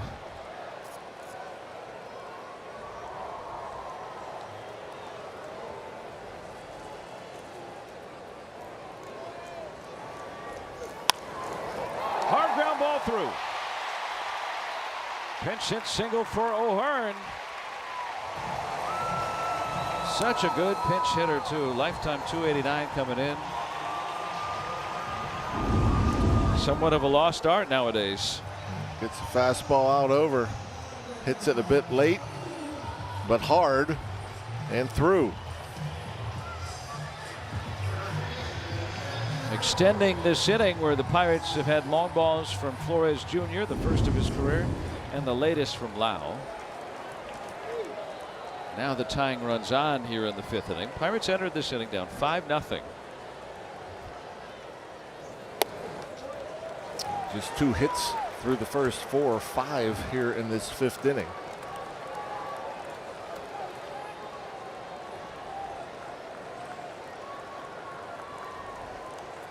Horwitz homered last night. There's a base hit. Pirates are going to get one closer. They came back last night down 5, and they're within a run here in the 5th again tonight. The battle in Bucks. You gotta love them, Pittsburgh. Here they come again. And just so good, so consistent. Spencer Horwitz on time once again with the fastball, 98. Sitting on it, making sure he can get that bat head out there. And Hearn easily into third.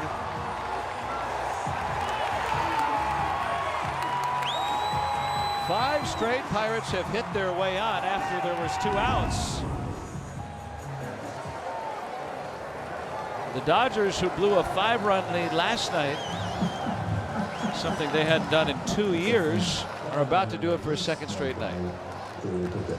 And Tyler Callahan comes off the Pirates bench.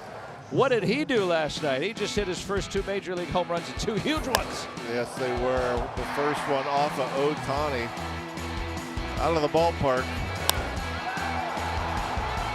And that's the big one. The game-changing 3-run homer. So the Pirates maneuvering this inning. Klein so good against righty batters. They put in a couple of lefties.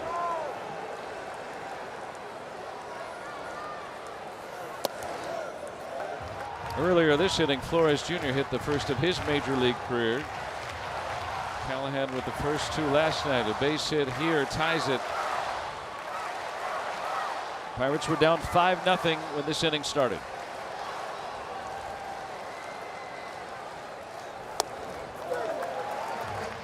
Fine. 3 different breaking balls. Sweeper, curveball, slider.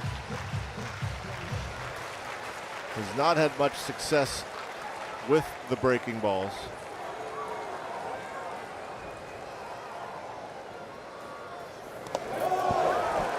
Three 3-0.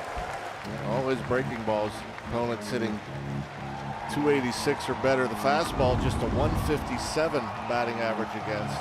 Callahan able to check the swing. Does he swing 3-0? Said he's locked in. Fastball. Yeah. It wasn't close. Easy take. Bases loaded. Good patience from the young hitter.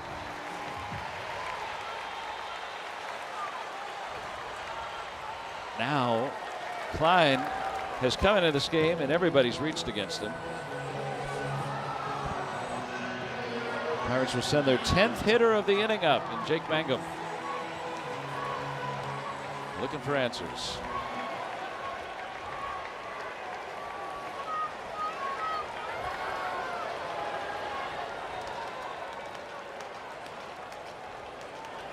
See if Mangum can slash one past that infield. 291 batting average.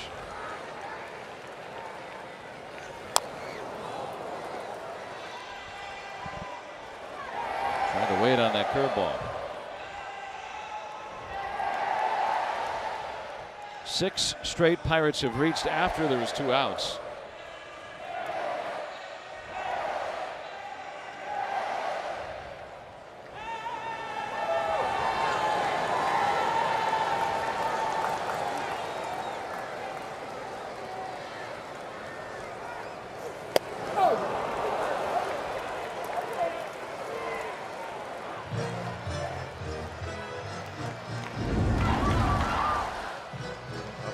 Fastball was in the zone. Mangum trying to hold up. Roll to swing.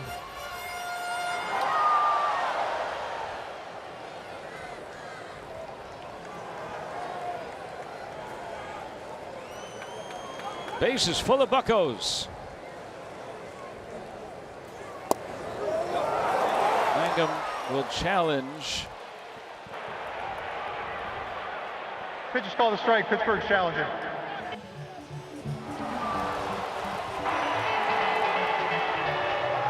Pitch to the strike. And the Pirates Pittsburgh's come back. Well, challenge. it was just a matter of time.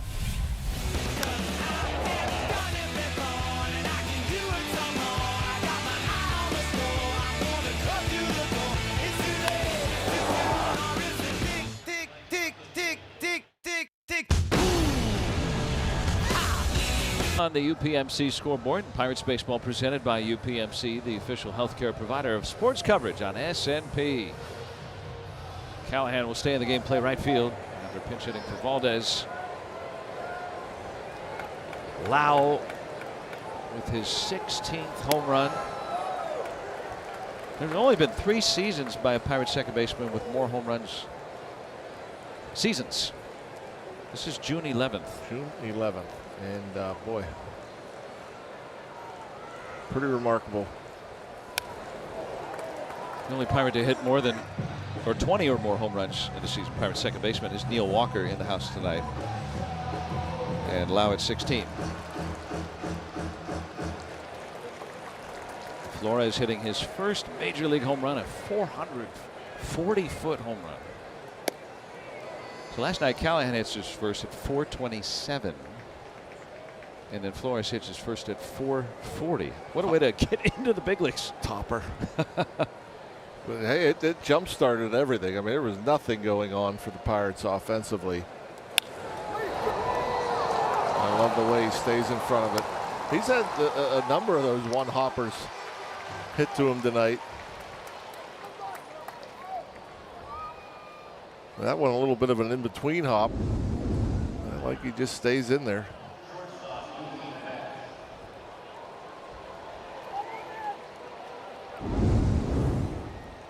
So getting that first out.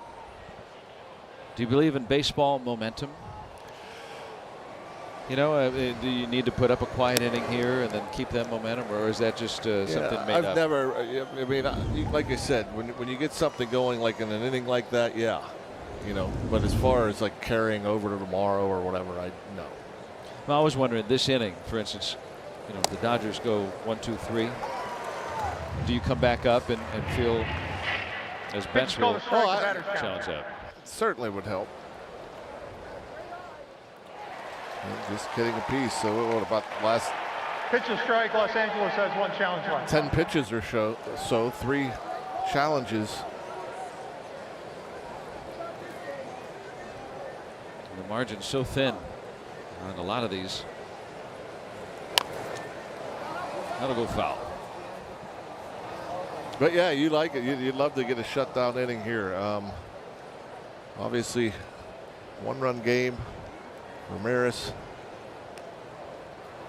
He'd like to get a nice quick 3-up, 3-down inning. Get that offense out there again. Pirates batted 10 last inning. 6 straight Pirates reached after 2 were out. First 5 on hits. Pirates are out hitting the Dodgers now. They had just 2 singles entering the 5th.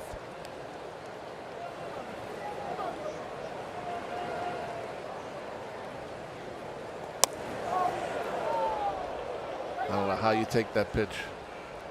That's a great take.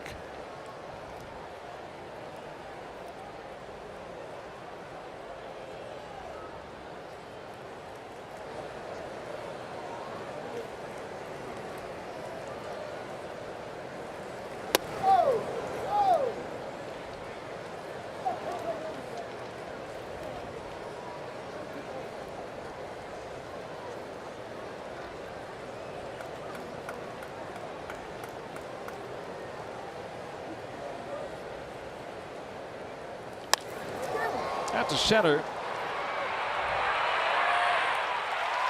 Mangum has the second out. Going to be a fun weekend. Bucko Luau weekend presented by Levin Furniture and Mattress. It starts tomorrow night. Miami comes to town. It's a 6:40 game. In the first 20,000 take home this Pirates Tiki mug. You can get your tickets at pirates.com/Bucko Luau. Line's not included. Bucko Luau weekend.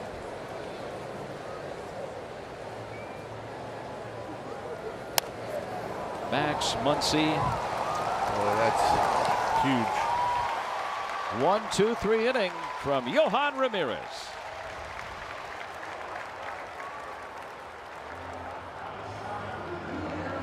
Making a big impact this time around in the big leagues with his first major league home run. He had admitted to me that having the experience last year in the big leagues with his debut coming up this time around, it was night and day with that experience. He admitted last year he was a little bit starstruck his first day in the big leagues, but now it's just baseball.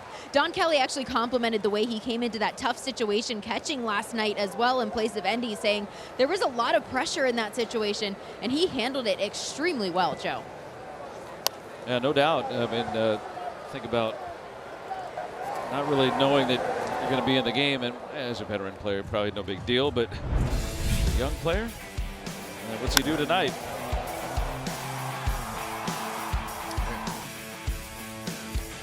Get everything out of the way at once. First RBI too, yeah. Yeah.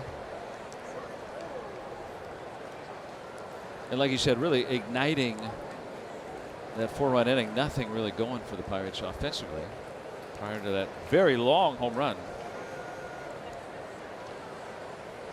5,000 OPS. Pretty good.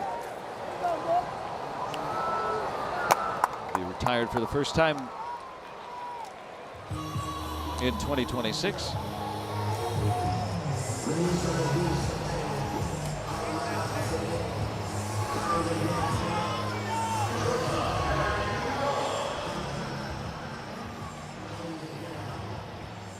Triolo with a solid single his first time up there, lined out.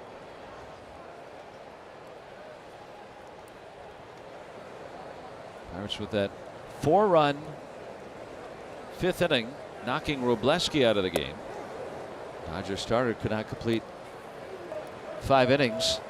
The only time that had happened all year was his first start of the season, an intentionally shortened 60-pitch start.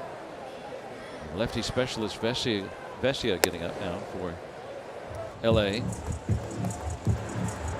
The Pirates have a lefty, Evan Sisk.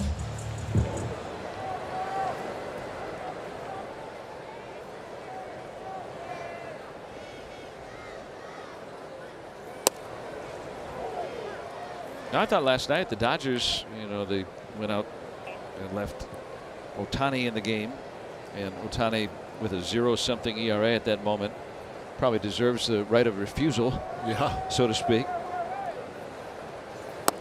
But typically, if it was your ordinary pitcher out there, you probably would have brought the lefty in, Vesia, because he's so dynamic, so good, to face Horwitz and Lau, and that's how the Pirates got that rally started in that inning. He was up and ready to go.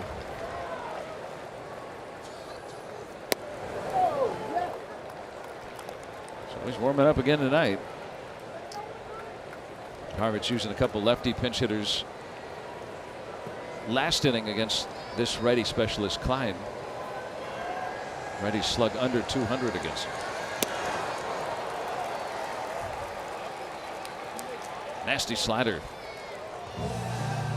Confidence in that pitch hit. He went through it 3-1 and 3-2. Get a swing through on an elevated pitch like that. It's be tough to square up.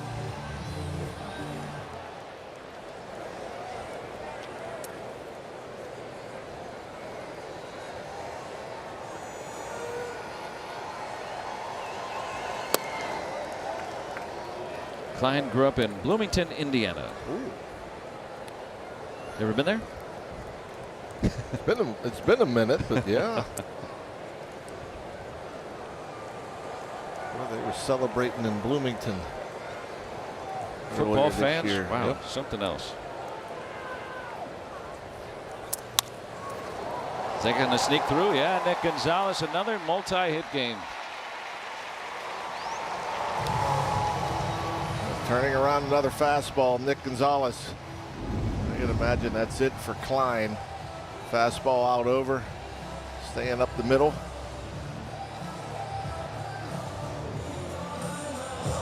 And Dave Roberts is going to come out, yeah. Gonzalez has as many multi-hit games as Shohei Ohtani. And so this time it's Vesia against Lau, trying to negate the Pirates' big home run hitter. Pirates down a run in the 6th. Last time up, last inning, he hit one out of here. A long ball gets you back into the ball game. And Brandon Lau getting better and better against lefties. Vesia really, really good against lefties. Opponents overall hitting 141. 30 punch outs in 29 innings.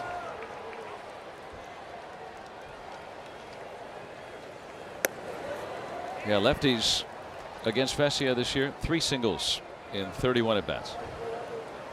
The slider, he'll throw it almost half the time to left-handed batters, and they have yet to get a hit off of it.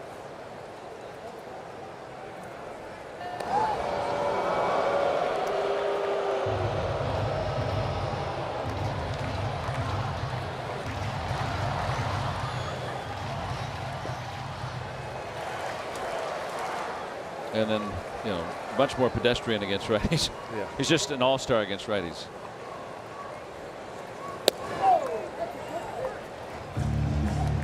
See, not a very hard thrower, but tell he got some carry on his fastball too. Gets on you. In his whole career, opponents hitting 184 against him.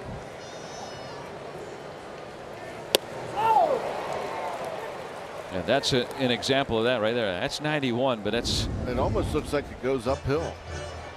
It just stays on the same plane. That's against a very good fastball hitter, too.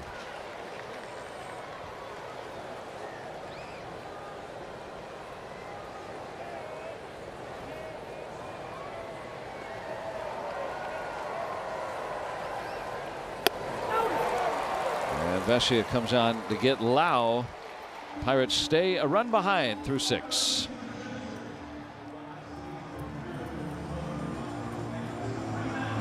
Central Outreach Wellness Center, your home for judgment-free health care. No insurance, no problem. Progress pride flag before the game. Pirates and local leaders here on Pride Night at PNC Park. Seeing if the Pirates can deliver a victory here, win the series.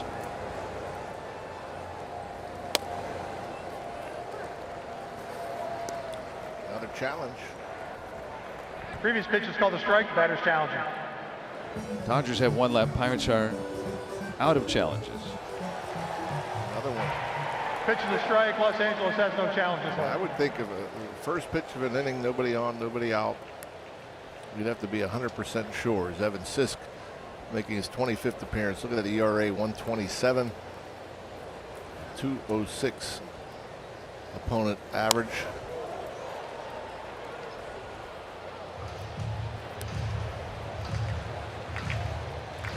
And so Ramirez gives the Pirates a couple of scoreless innings. Offense getting back into this one.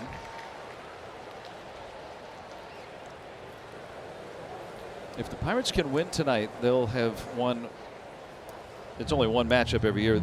Their home series against the Dodgers 5 years in a row. The last time that the Pirates had done that, it was against the Brooklyn Dodgers during World War II. Oh my. And I wonder if any of those series they've come back twice down 5. Well, if the Pirates can come back and win tonight, they'll do something that they haven't done in any of our lifetimes, and that's come back from 5 runs down to win in back-to-back games. Yeah. And that's our Penn West University educating you. Thanks to Mason McPhee with Sport Radar, a statistician tonight for that one. So that's at least since 1901. Well, Flores went out to visit Evan Sisk. Not sure if he talked him into a fastball on that 0-2 pitch.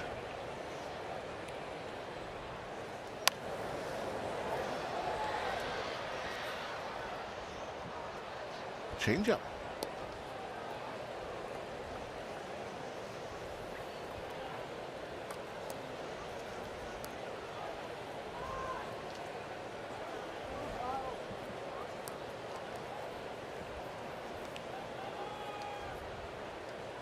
Ahead 2 strikes on the Dodgers leadoff man. Really good breaking ball.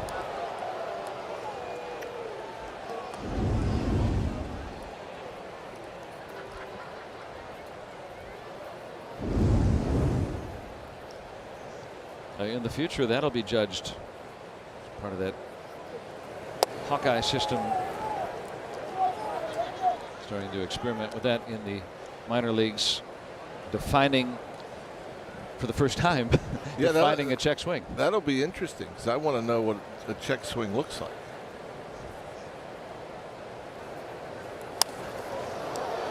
Golfed out of here, but foul. You know, I think, you know, an umpire will tell you, well, you know, they determine an offer at the pitch. You know, there's really nothing like, oh, they broke his wrist or the barrel goes over the plate. I mean, I've never gotten a definition other than an offer at the pitch. An attempt to strike the ball, but you know, a lot of times in recent times, it's like you said, did he break his hands, or you know, did the bat go past the plate? We kind of have an idea of what it looks like today, but you go back 40, 50, 60 years ago, guys could really swing and still would be called a check. So yeah, what a pitch that was. Was that a frisbee? That was a big old sweeper. It had to look like it was behind Kyle Tucker after it left his hand, and right over the inside corner. There's nothing a hitter could do with that. If you swing at it, even if you get barrel to it, you're going to pull it way foul. So that strikeout presented by Coppers, protecting what matters, preserving the future. Alex called a pinch hit for Ryan Ward. Wiffle ball games in the backyard are way different than trying to hit in the big leagues. That pitch.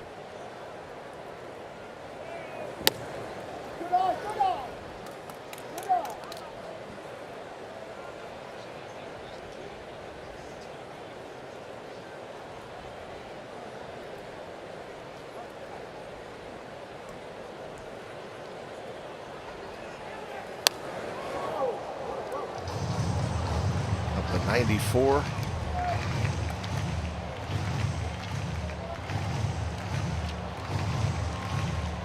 Getting ahead over the first two hitters. Sisk trying to keep the Pirates within one. 4-run fifth inning for the Pirates. They were down 5-0 at one point. Lau and Flores Jr. with home runs.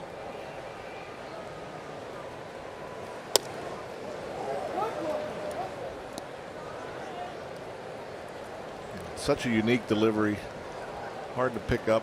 His fastball plays up. I don't remember seeing 94 from him. He averages around 91 with the fastball. Looks much harder from that release point.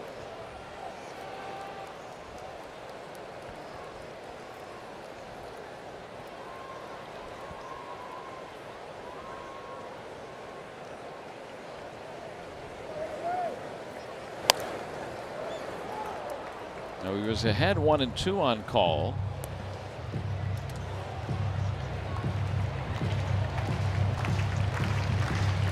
Dodgers are going to stick with rushing.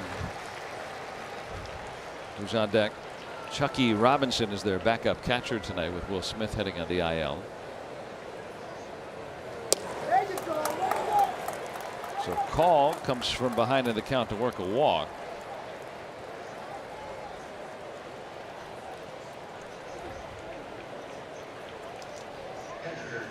And to have a unique look like that out of your bullpen, you know, it's not just all hard throwers. Have different styles, different things that they can do. Have that get out of jams ground ball pitcher out of that pen, or different roles. Yeah. It makes me think of Tampa Bay. You know, they always have some kind of funky reliever down there. Right, left, hard, soft. And that ball's going to sneak right down the line. Call can get to third. It's a double for rushing. Hit it just badly enough.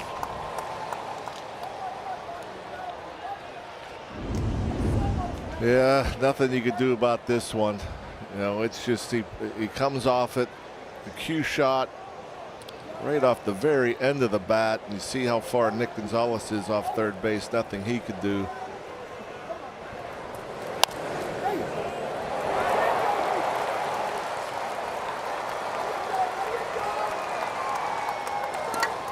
So now the Dodgers poised. And they're going to go with a pinch hitter, Miguel Rojas. Remember, the Blue Jays were close to wrapping up a World Championship, and then Rojas hitting the game-tying home run off Jeff Hoffman in Game 7.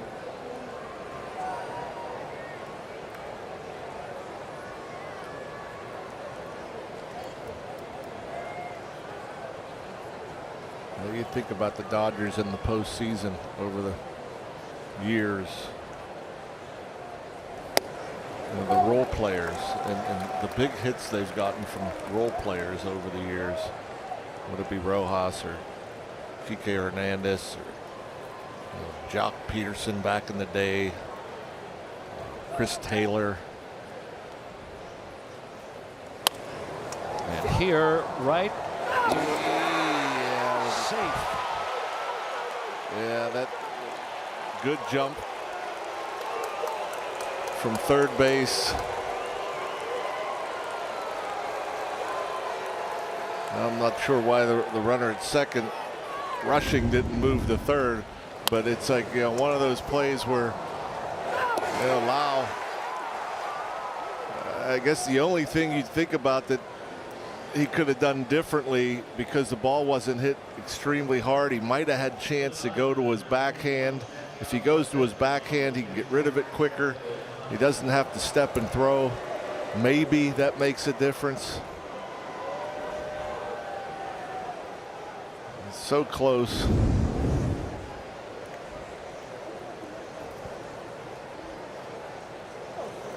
Talked about that a little bit last night, as far as like the little things you maybe can do with these bang bang plays, these replays. You see, like, if there's anything I could have done to save myself a little bit of time to get that out, that's about the only thing differently he could have done.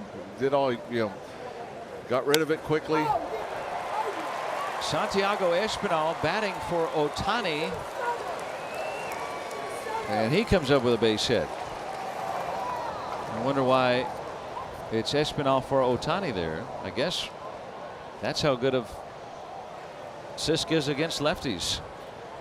That is mind-blowing. You know, there's so much was said about Donnie Kelly pinch hitting for Brandon Lau earlier this year. Like, it makes you wonder, like, Ohtani. It's Ohtani. Who has even splits, but no one knows his team better than Dave Roberts. Yeah, you wonder if he's okay. Yeah, that's what more I was thinking about there.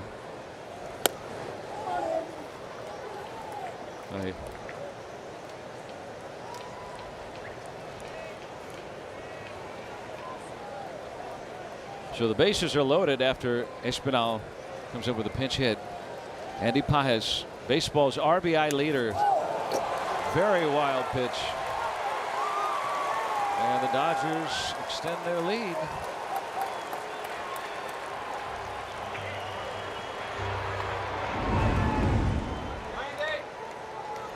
That's a changeup. You saw the grip.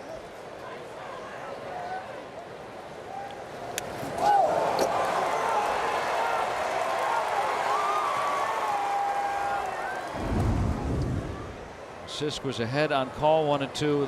The walk, double that was just dribbled right down the third base line, hit off the end of the bat. And the comebacker to the second baseman drawn in. The catcher, you know, for 15 years, the catcher can't block the plate. That's one of those balls that in the olden days might be a collision at home. 3-0, Pages pops it up. That's a nice little break.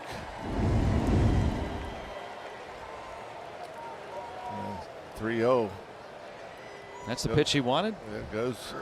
Yeah, that's what I said. You're thinking 3-0 when you're up there swinging. You're thinking one pitch, one location. You're taking it otherwise. And I can't imagine he wanted to. I mean, that's where you're almost just predetermined to swing. It's 3-0, I'm swinging. But that's not the pitch you want. That's a nice break. So now if Sisk can get Freeman say it's a 3-run game. Dodgers with 2 here in the 7th. In years past, I'd say there's no benefit of having a lefty out there, but Freeman this year a little lesser against left-handed pitching.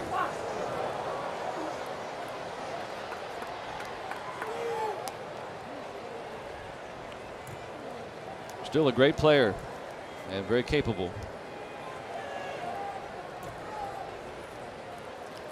Future Hall of Famer. Oh yeah. But this is the first year that I can remember that he actually has platoon splits. They're slight, but still enough. Pirates have a right-hander, the rookie Brandon Benoit.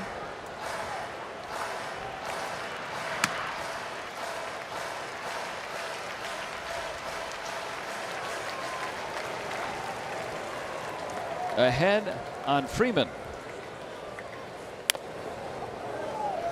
Spoiling the sweeper. Dodgers have Dreyer.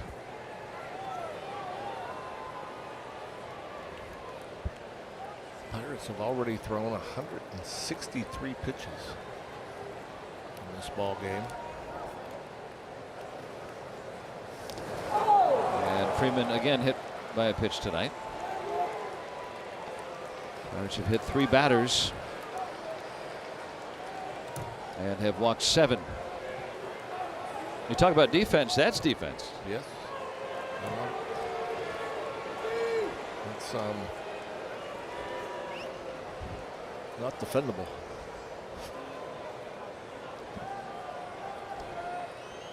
We're getting told that Ohtani left the game with left knee inflammation. Hence Espinal pinch hitting for him. Donnie Kelly comes out. Sisk came on and has faced 7 hitters here in the 7th inning. Bases are loaded. 2 are in for the Dodgers. Pirates have brought this into a 1-run game. Now the Dodgers making it a 3-run margin again. And back to the pen, the rookie Benoit coming on, inheriting the bases loaded. Presented by your Western PA GMC dealers. Pirates able to get the Wrobleski, get him out in the 5th. A couple of home runs, made it close. Ohtani another homer. Mitch struggled, 4 walks, couple hit batters. Pirates rallying behind him with that 4-run 5th inning. Sisk has allowed 2. He's responsible for the 3 inherited runners. And go to the rookie Brandon Benoit. Well, he's held opponents to a .227 batting average, 14 punch-outs.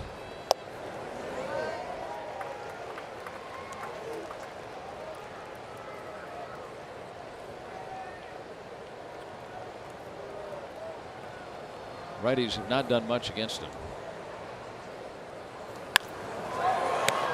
That will continue. Callahan secures the final out. He strands them all. And the Pirates within 3 at the stretch.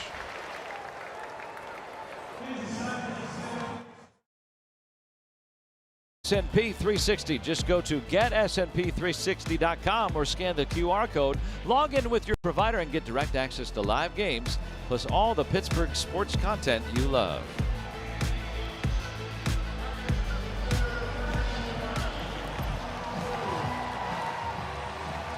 And Miguel Rojas staying in the game to play second base.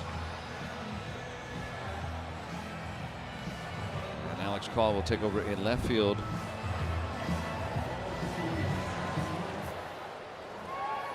Jack Dreyer making his 26th appearance, 3.04 ERA. Doesn't walk many. Hard to hit. A couple of Pirates would disagree. Reynolds had a single off him last night. And Horwitz, who's due up 3rd, homered off him. But coming into this series, yeah, really good. If there is any soft spot currently on the Dodgers, it is their bullpen, and they still are an above average bullpen in terms of where they rank in ERA. Their starters are #1 in ERA, and the bullpen came into the series 11th out of the 30 teams. Dave Roberts got a pretty good team, and with all those injured guys you mentioned, it's deep. You know, Edwin Diaz, Brusdar, Gratterall, Evan Phillips, who, you know, you take a pick among others.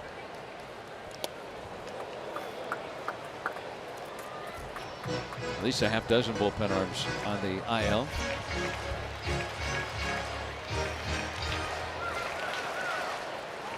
So the Pirates at this point last night were down 5, and they came back to win. They were down 5 in this game. Made it a 1-run game prior to the top half of this inning.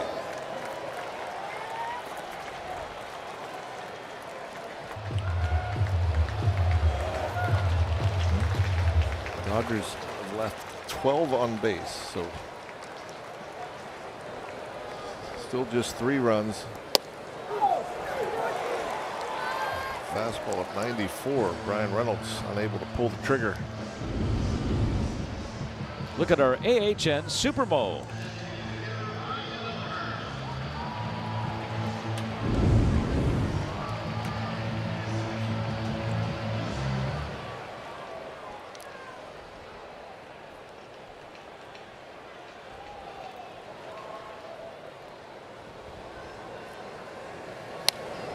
O'Hearn pinch hit for Ozuna against the righty reliever Klein in that 5th inning. Scored a base hit.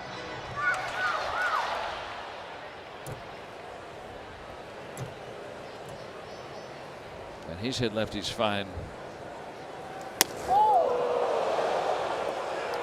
Yeah, it's interesting, these lefties that the Pirates hitters have faced so far tonight.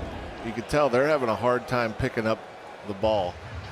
You know, like Wrobleski, sneaky quick, kind of short armor. Fastball is getting on him. Vesia, and now Dreyer.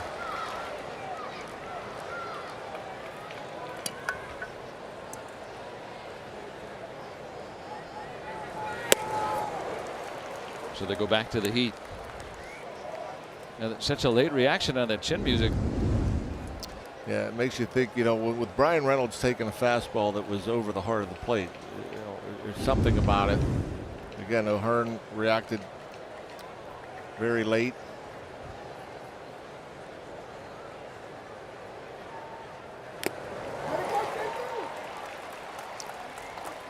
So 2 outs. Spencer Horwitz last night came up. Remember, the Pirates had a 1-run lead and some necessary insurance off the same pitcher.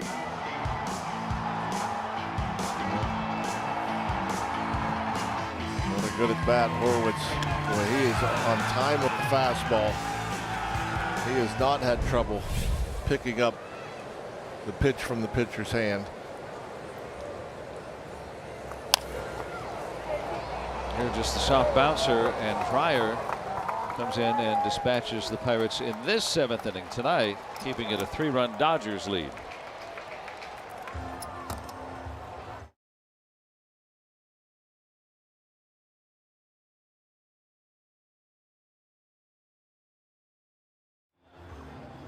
Medical provider of your Pittsburgh Pirates, and by Giant Eagle, your home team for groceries.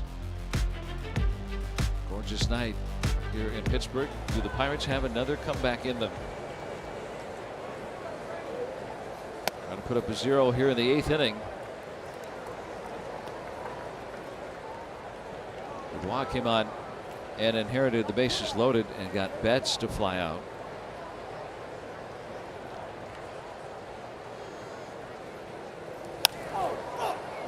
Gets Muncy to pop it up.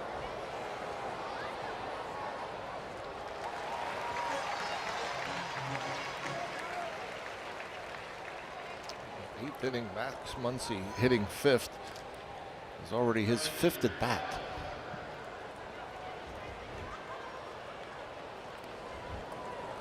Ohtani reached base 4 times in the first 5 innings. The Pirates with 7 walks and 3 hit batters. Trying to withstand that tonight. And as you pointed out, the Dodgers not exactly crisp converting all their opportunities. A logoless helmet for Tucker. Looks like all those knockoff baseball cards from cereal boxes time ago. I would guess that's a snap. The other helmet that had the LA logo might have got damaged.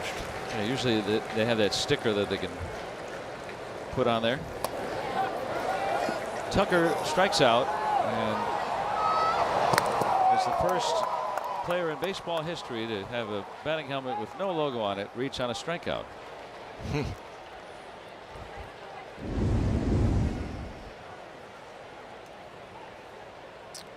Just missed by Flores. Didn't bounce. Looks like he tried to cradle it. So it goes as a strikeout. If you've ever heard of a pitcher striking out 4 in an inning, something like that has to happen.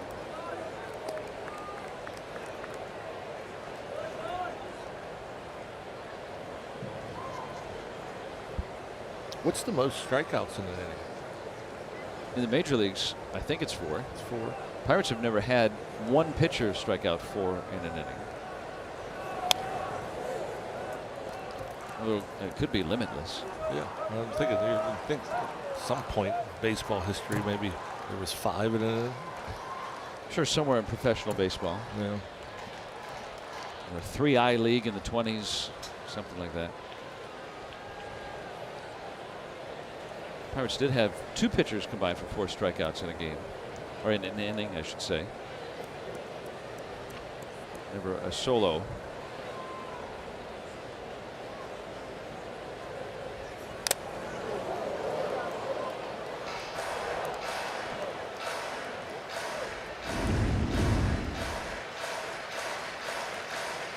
Fastball up, top of the helmet. I was trying to think that 3 years ago in Anaheim, Jose Hernandez, remember him, the lefty? He struck out the first 3 of an inning, but there's somebody on base. But he had allowed 2 home runs in that inning, so he was removed from the inning, and then Dowry Moretta struck out a guy. So the Pirates struck out 4 in the inning with 2 different pitchers.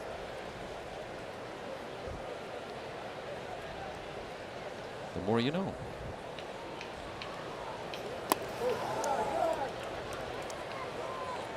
Two and 2 on call. That is college baseball in Muncie at Ball State.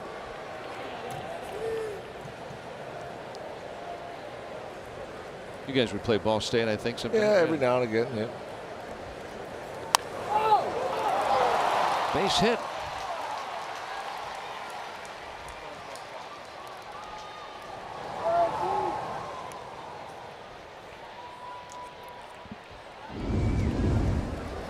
Breaking ball from Bidwa just past the diving Nick Gonzalez.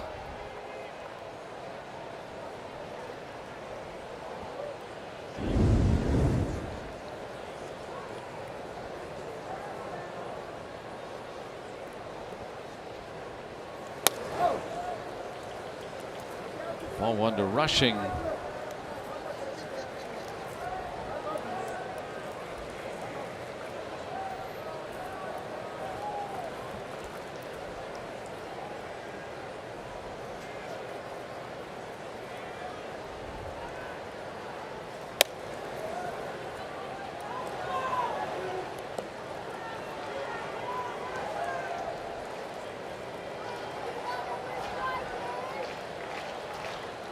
Now 2-0.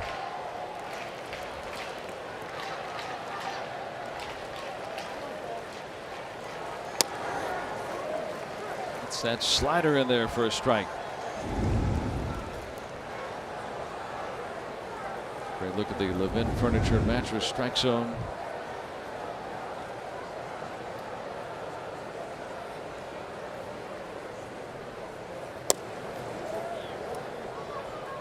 .98, but couldn't land it.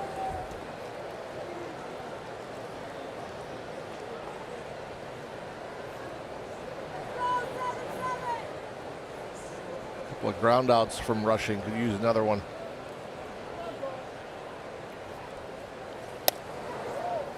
Instead, an 8th walk by Pirates pitchers tonight. They've hit 3, and one batter in this inning has reached on a strikeout. It's a lot of free bases.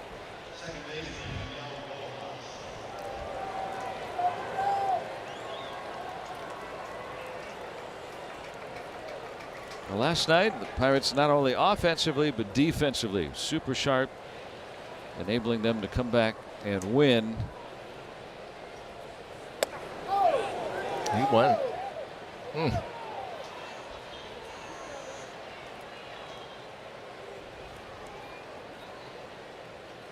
Rojas, the guy that if he does hit the ball on the ground, he can double him up. And here with the bases full, a lot of ways you can do it. 37 years old. You got to throw him strikes. And Benoit got out of a bases loaded jam he inherited last inning.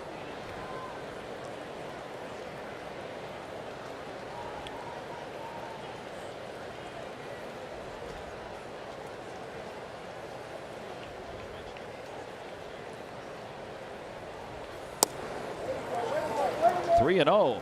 Yeah, it's been a problem all night for Pirates pitchers.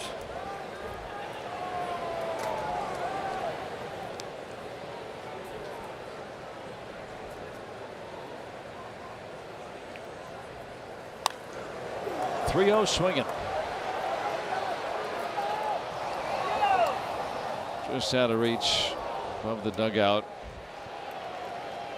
for Inspector Gadget. It was a little farther than I thought.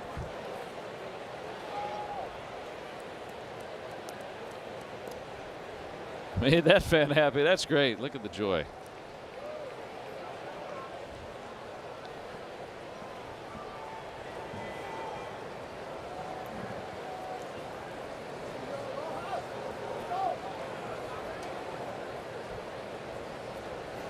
That gets him out in front of the slider.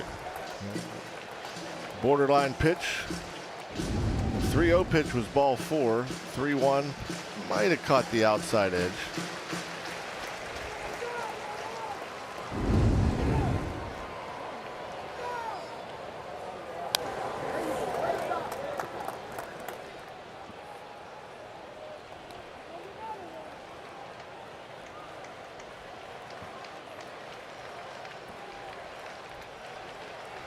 A strikeout, pass ball, base hit, and a walk have filled the bases.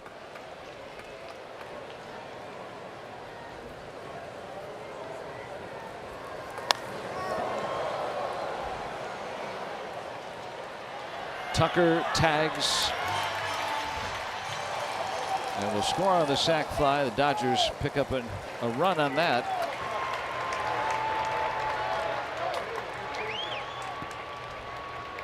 Still just one single in the inning. Edgardo Enriquez.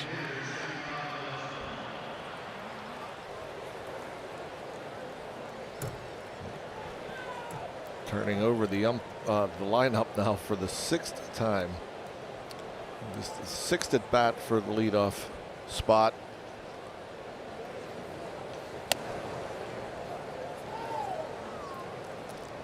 Ohtani left the game with left knee inflammation. Espinal pinch hit for him in the 7th.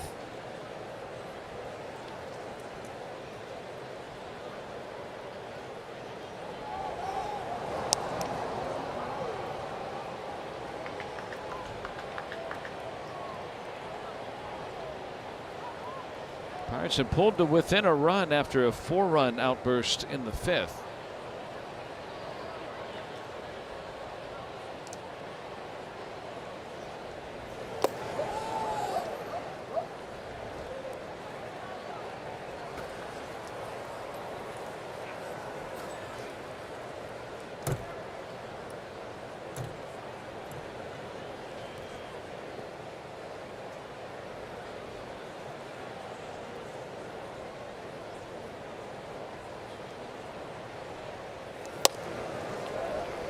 Now strike to Espinal. Last year with the Reds.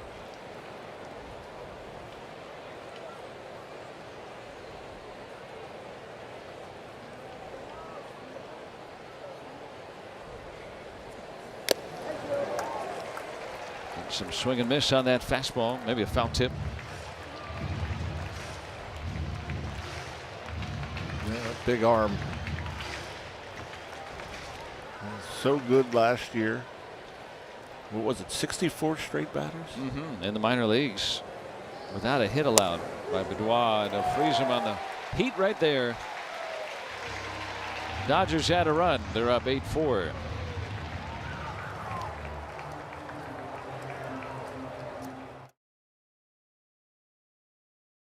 Pirates will welcome in the Miami Marlins to PNC Park for the weekend series, and on Friday it'll be Braxton Ashcraft against Sandy Alcantara, and our coverage of that one begins at 5:30 right here on Sportsnet Pittsburgh, and always streaming on SNP 360. See Skeens on Sunday, and we will see Tyler Callahan bat to lead off the Pirates' 8th inning. Edgardo Enriquez, hard throwing righty, making his 24th appearance. 2.92 ERA.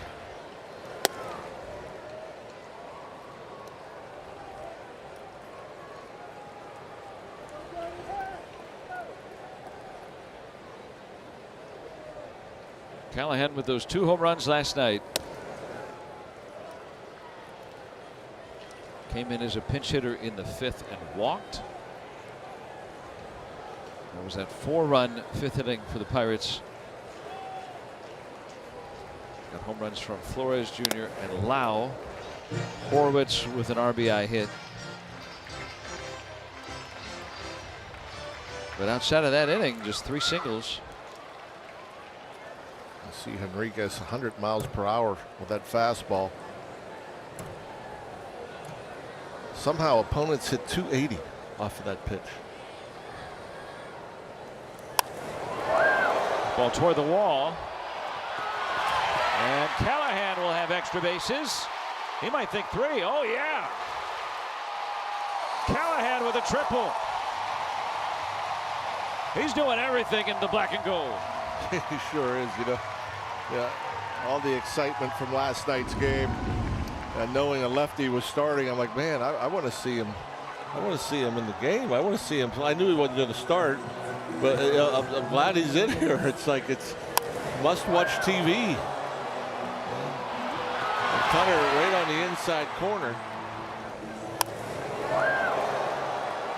Turns on it.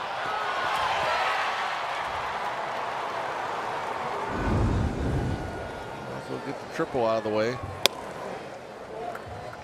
See what Mangum can do here. 101 first career triple and his first 2 career home runs last night. Catches breath. Pirates and Dodgers both with 10 runs or 10 hits apiece, excuse me.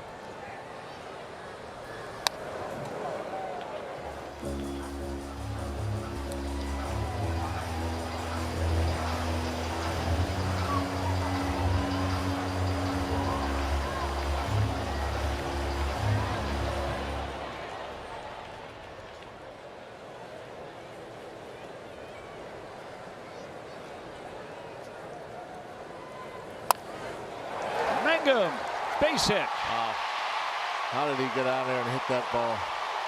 Look at that hustle. Wow.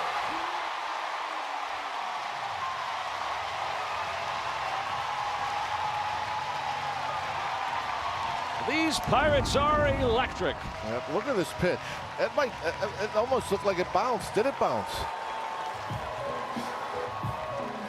Almost. It would have bounced if he didn't swing at it. Go down and get it.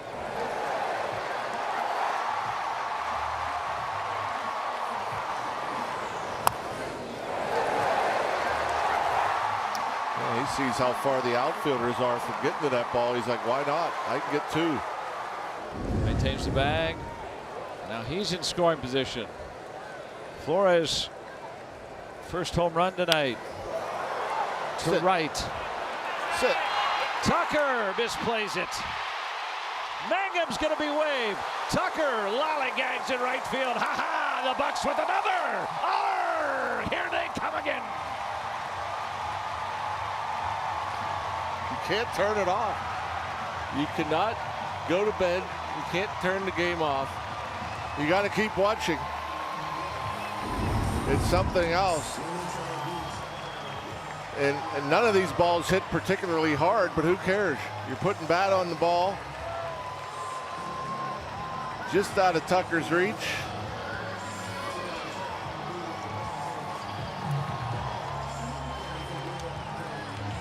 Just like that, tying run at the plate. Nobody out.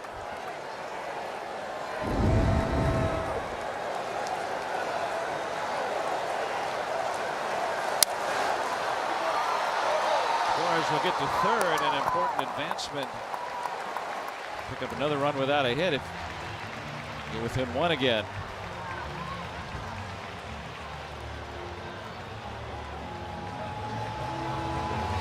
Yeah, I mean, ball wasn't hit hard there either. That's a good read. Flores set the shortstop, but wasn't hit all that hard. We're going to go with Tanner Scott next. They've already used Vesia tonight. Middle of the infield's back. Another ground ball will score Flores.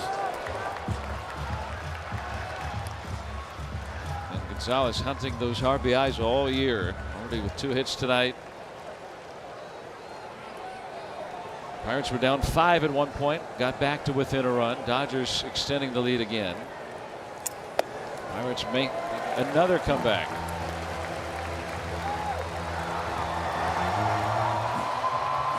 .303 hitter. He's been good in these situations.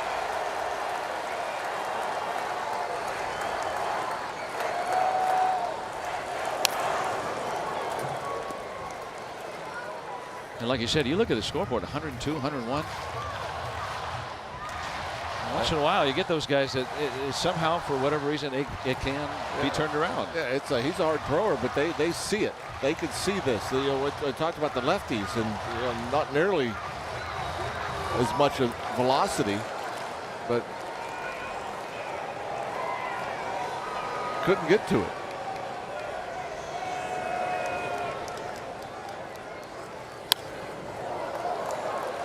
Has been really good against righties. Enriquez, they slugged just 130 against him, but Flores right there, righty batter with a double on the bloop.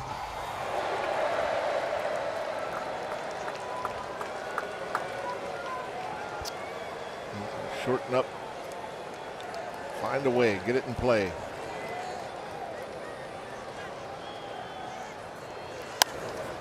That's a good job right there. The guy's throwing up to 102 miles per hour, throws a good breaking ball, starts in the zone, breaks off the plate. And Nick Gonzalez, a great job of wasting that pitch.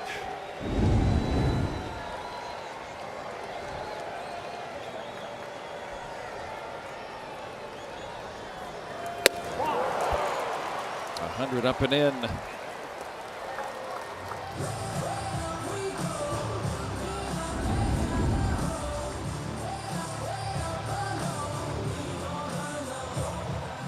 Gives that appearance that it's rising. That's going to be it for Enriquez. Dave Roberts out. The lefty Lau. They got Tanner Scott, their last left-handed reliever, down in the bullpen. He's coming in.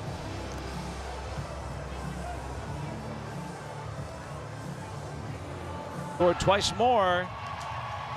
Here comes Tanner Scott to pitch for LA. Yeah, another good reliever with good numbers. Hard to hit. Opponent average of 192. He's given up 4 homers though in his 27 2/3 innings. And Brandon Lau has faced him a good bit.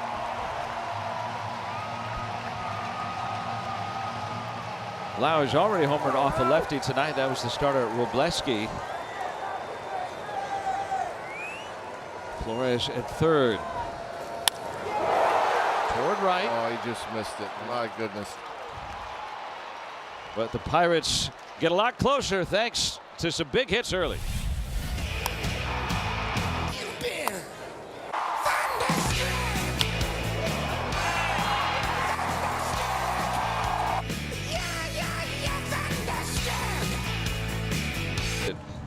Yeah, you could tell he was looking for a pitch he could drive. He gets a fastball in, and man, off the end of the bat, just pulled the trigger just a hair too soon. So close.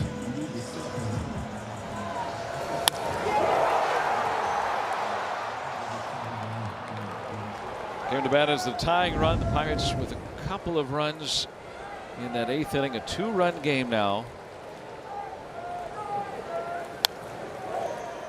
Facing the best hitters remaining in the lineup, it's Dennis Santana. Valvoline numbers for Dennis. His 30th appearance, even 5 ERA.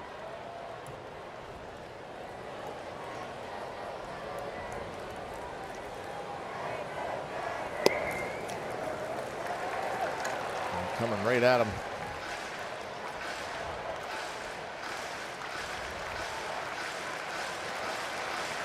Seen a few outings where Santana looks like himself. Kind of takes a batter or two to kind of know if that's going to be him tonight. A good start. Getting a rollover on the slider. And, you know, good Dennis Santana's in the zone. Getting a lot of contact, a lot of soft contact. I love the fact aggressive early, and we haven't seen a lot of that tonight. Aggressive, getting ahead, throw the slider, get a rollover.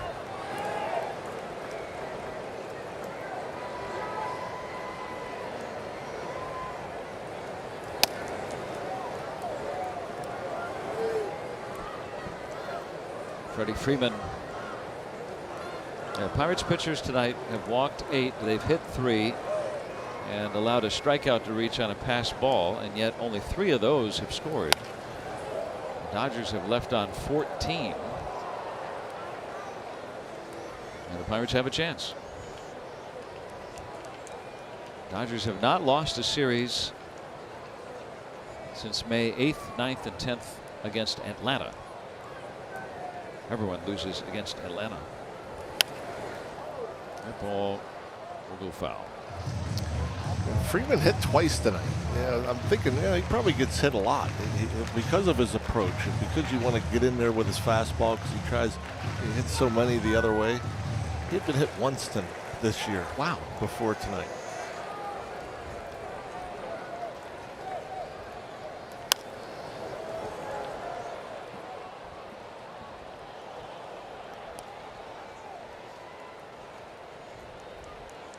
Still ahead on him.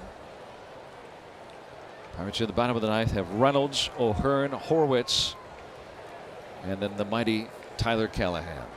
If it gets there.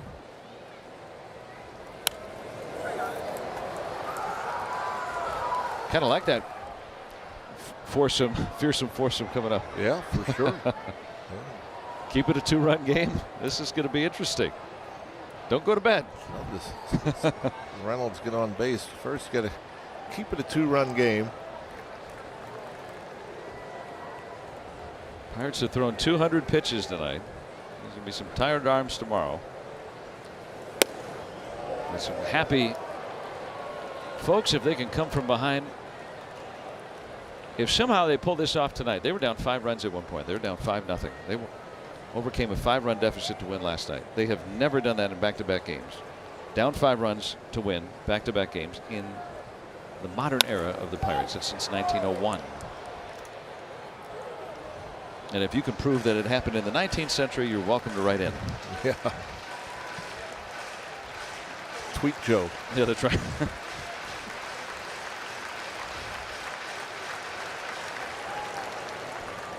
What is in store here in this 9th inning? When you think about this series and how the Dodgers make you grind to get outs. I mean, they're approaching 600 pitches for the series.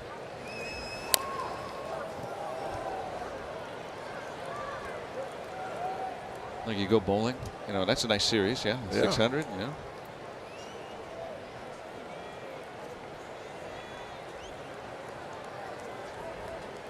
I'm happy with 300.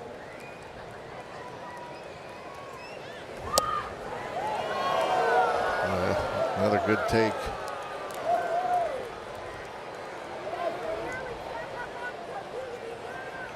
They seldom get themselves out.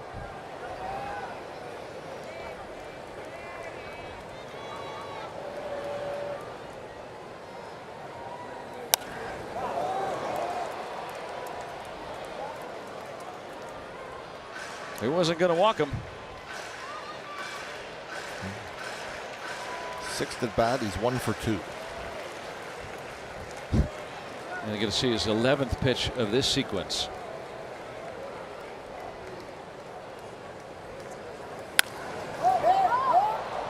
Lau smothers it, gets him out.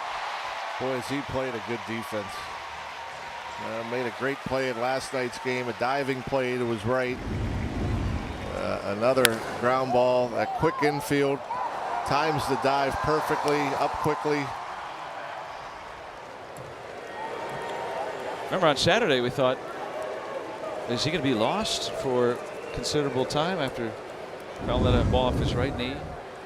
An incredibly painful thing that happened to him.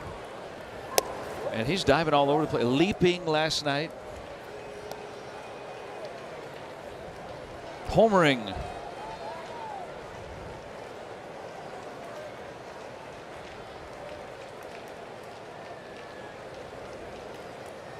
That's what an all-star does.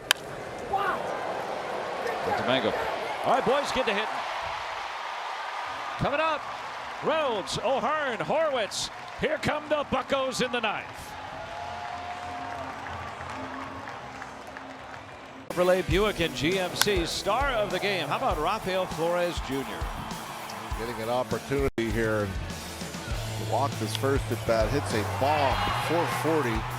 His second AB. Big RBI double. The 8th, what a game.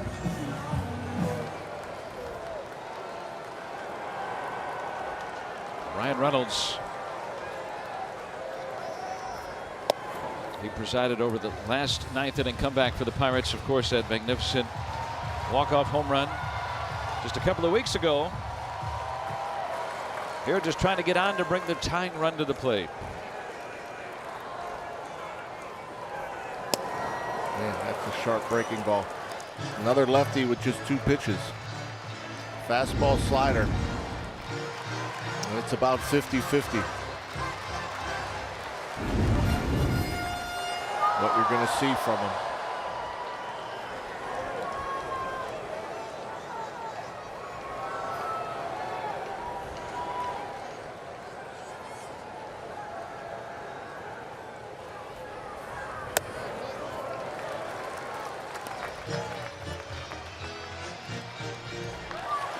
Reynolds came into tonight one of the best hitters in the league against lefties. But Scott has been an above average lefty, to be sure.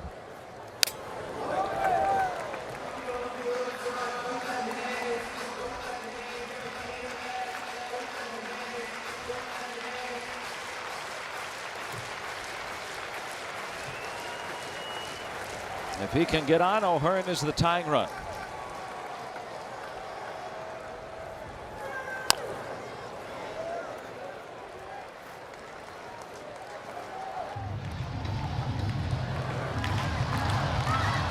This Pirates lineup so deep, so many nights where it's not 1 or 2 or 3 or 4 or 5. I know, it's really fun to watch. So many contributors every night. There's that sharp slider.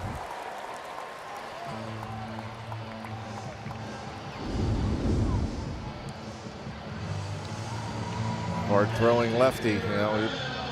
Got to protect against that fastball, and he'll get some chase because you're trying to get the bat head out against the upper 90s velocity.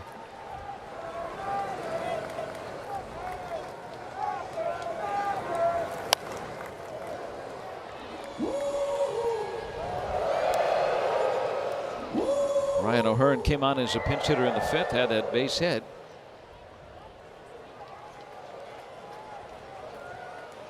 Dodgers using a lefty starter tonight and all 3 of their lefty relievers.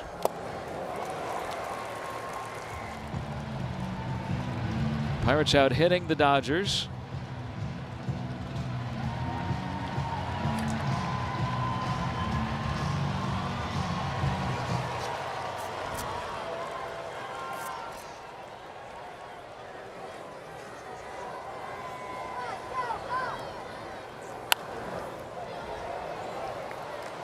They've been really good record-wise. They've out-hit their opponents 31-8.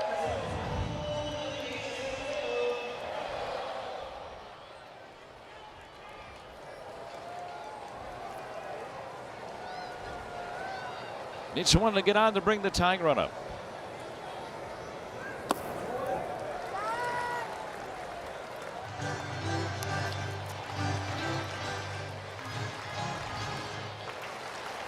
Horwitz next.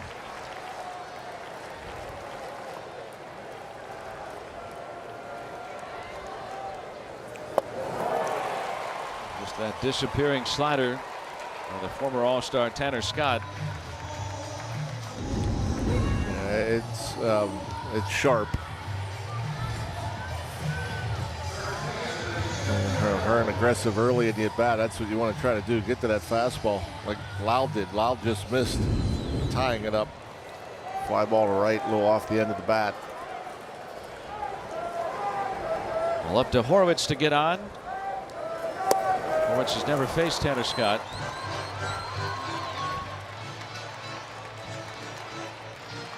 And if Horwitz can get on, the tying run becomes Tyler Callahan,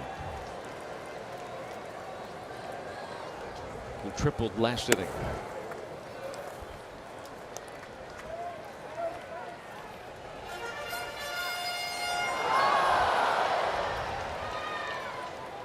See if he can come to the plate here in this ninth inning.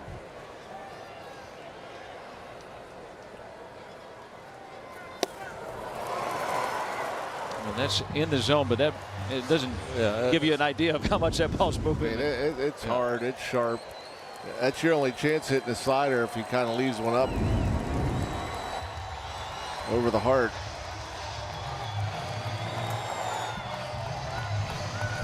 They gave Scott $72 million to pitch for them. Well, he's one of the best relievers from the left side.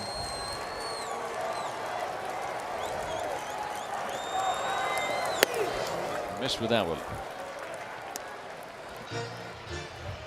Doesn't walk you very much either, Scott.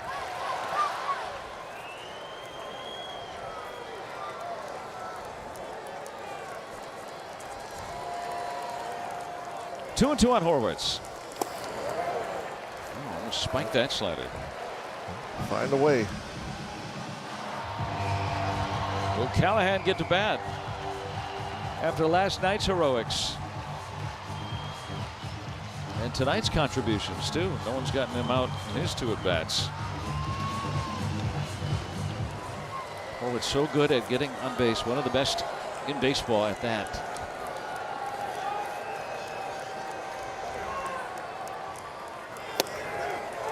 And the Pirates don't have any challenges. And so Scott will strike out the side in the ninth inning.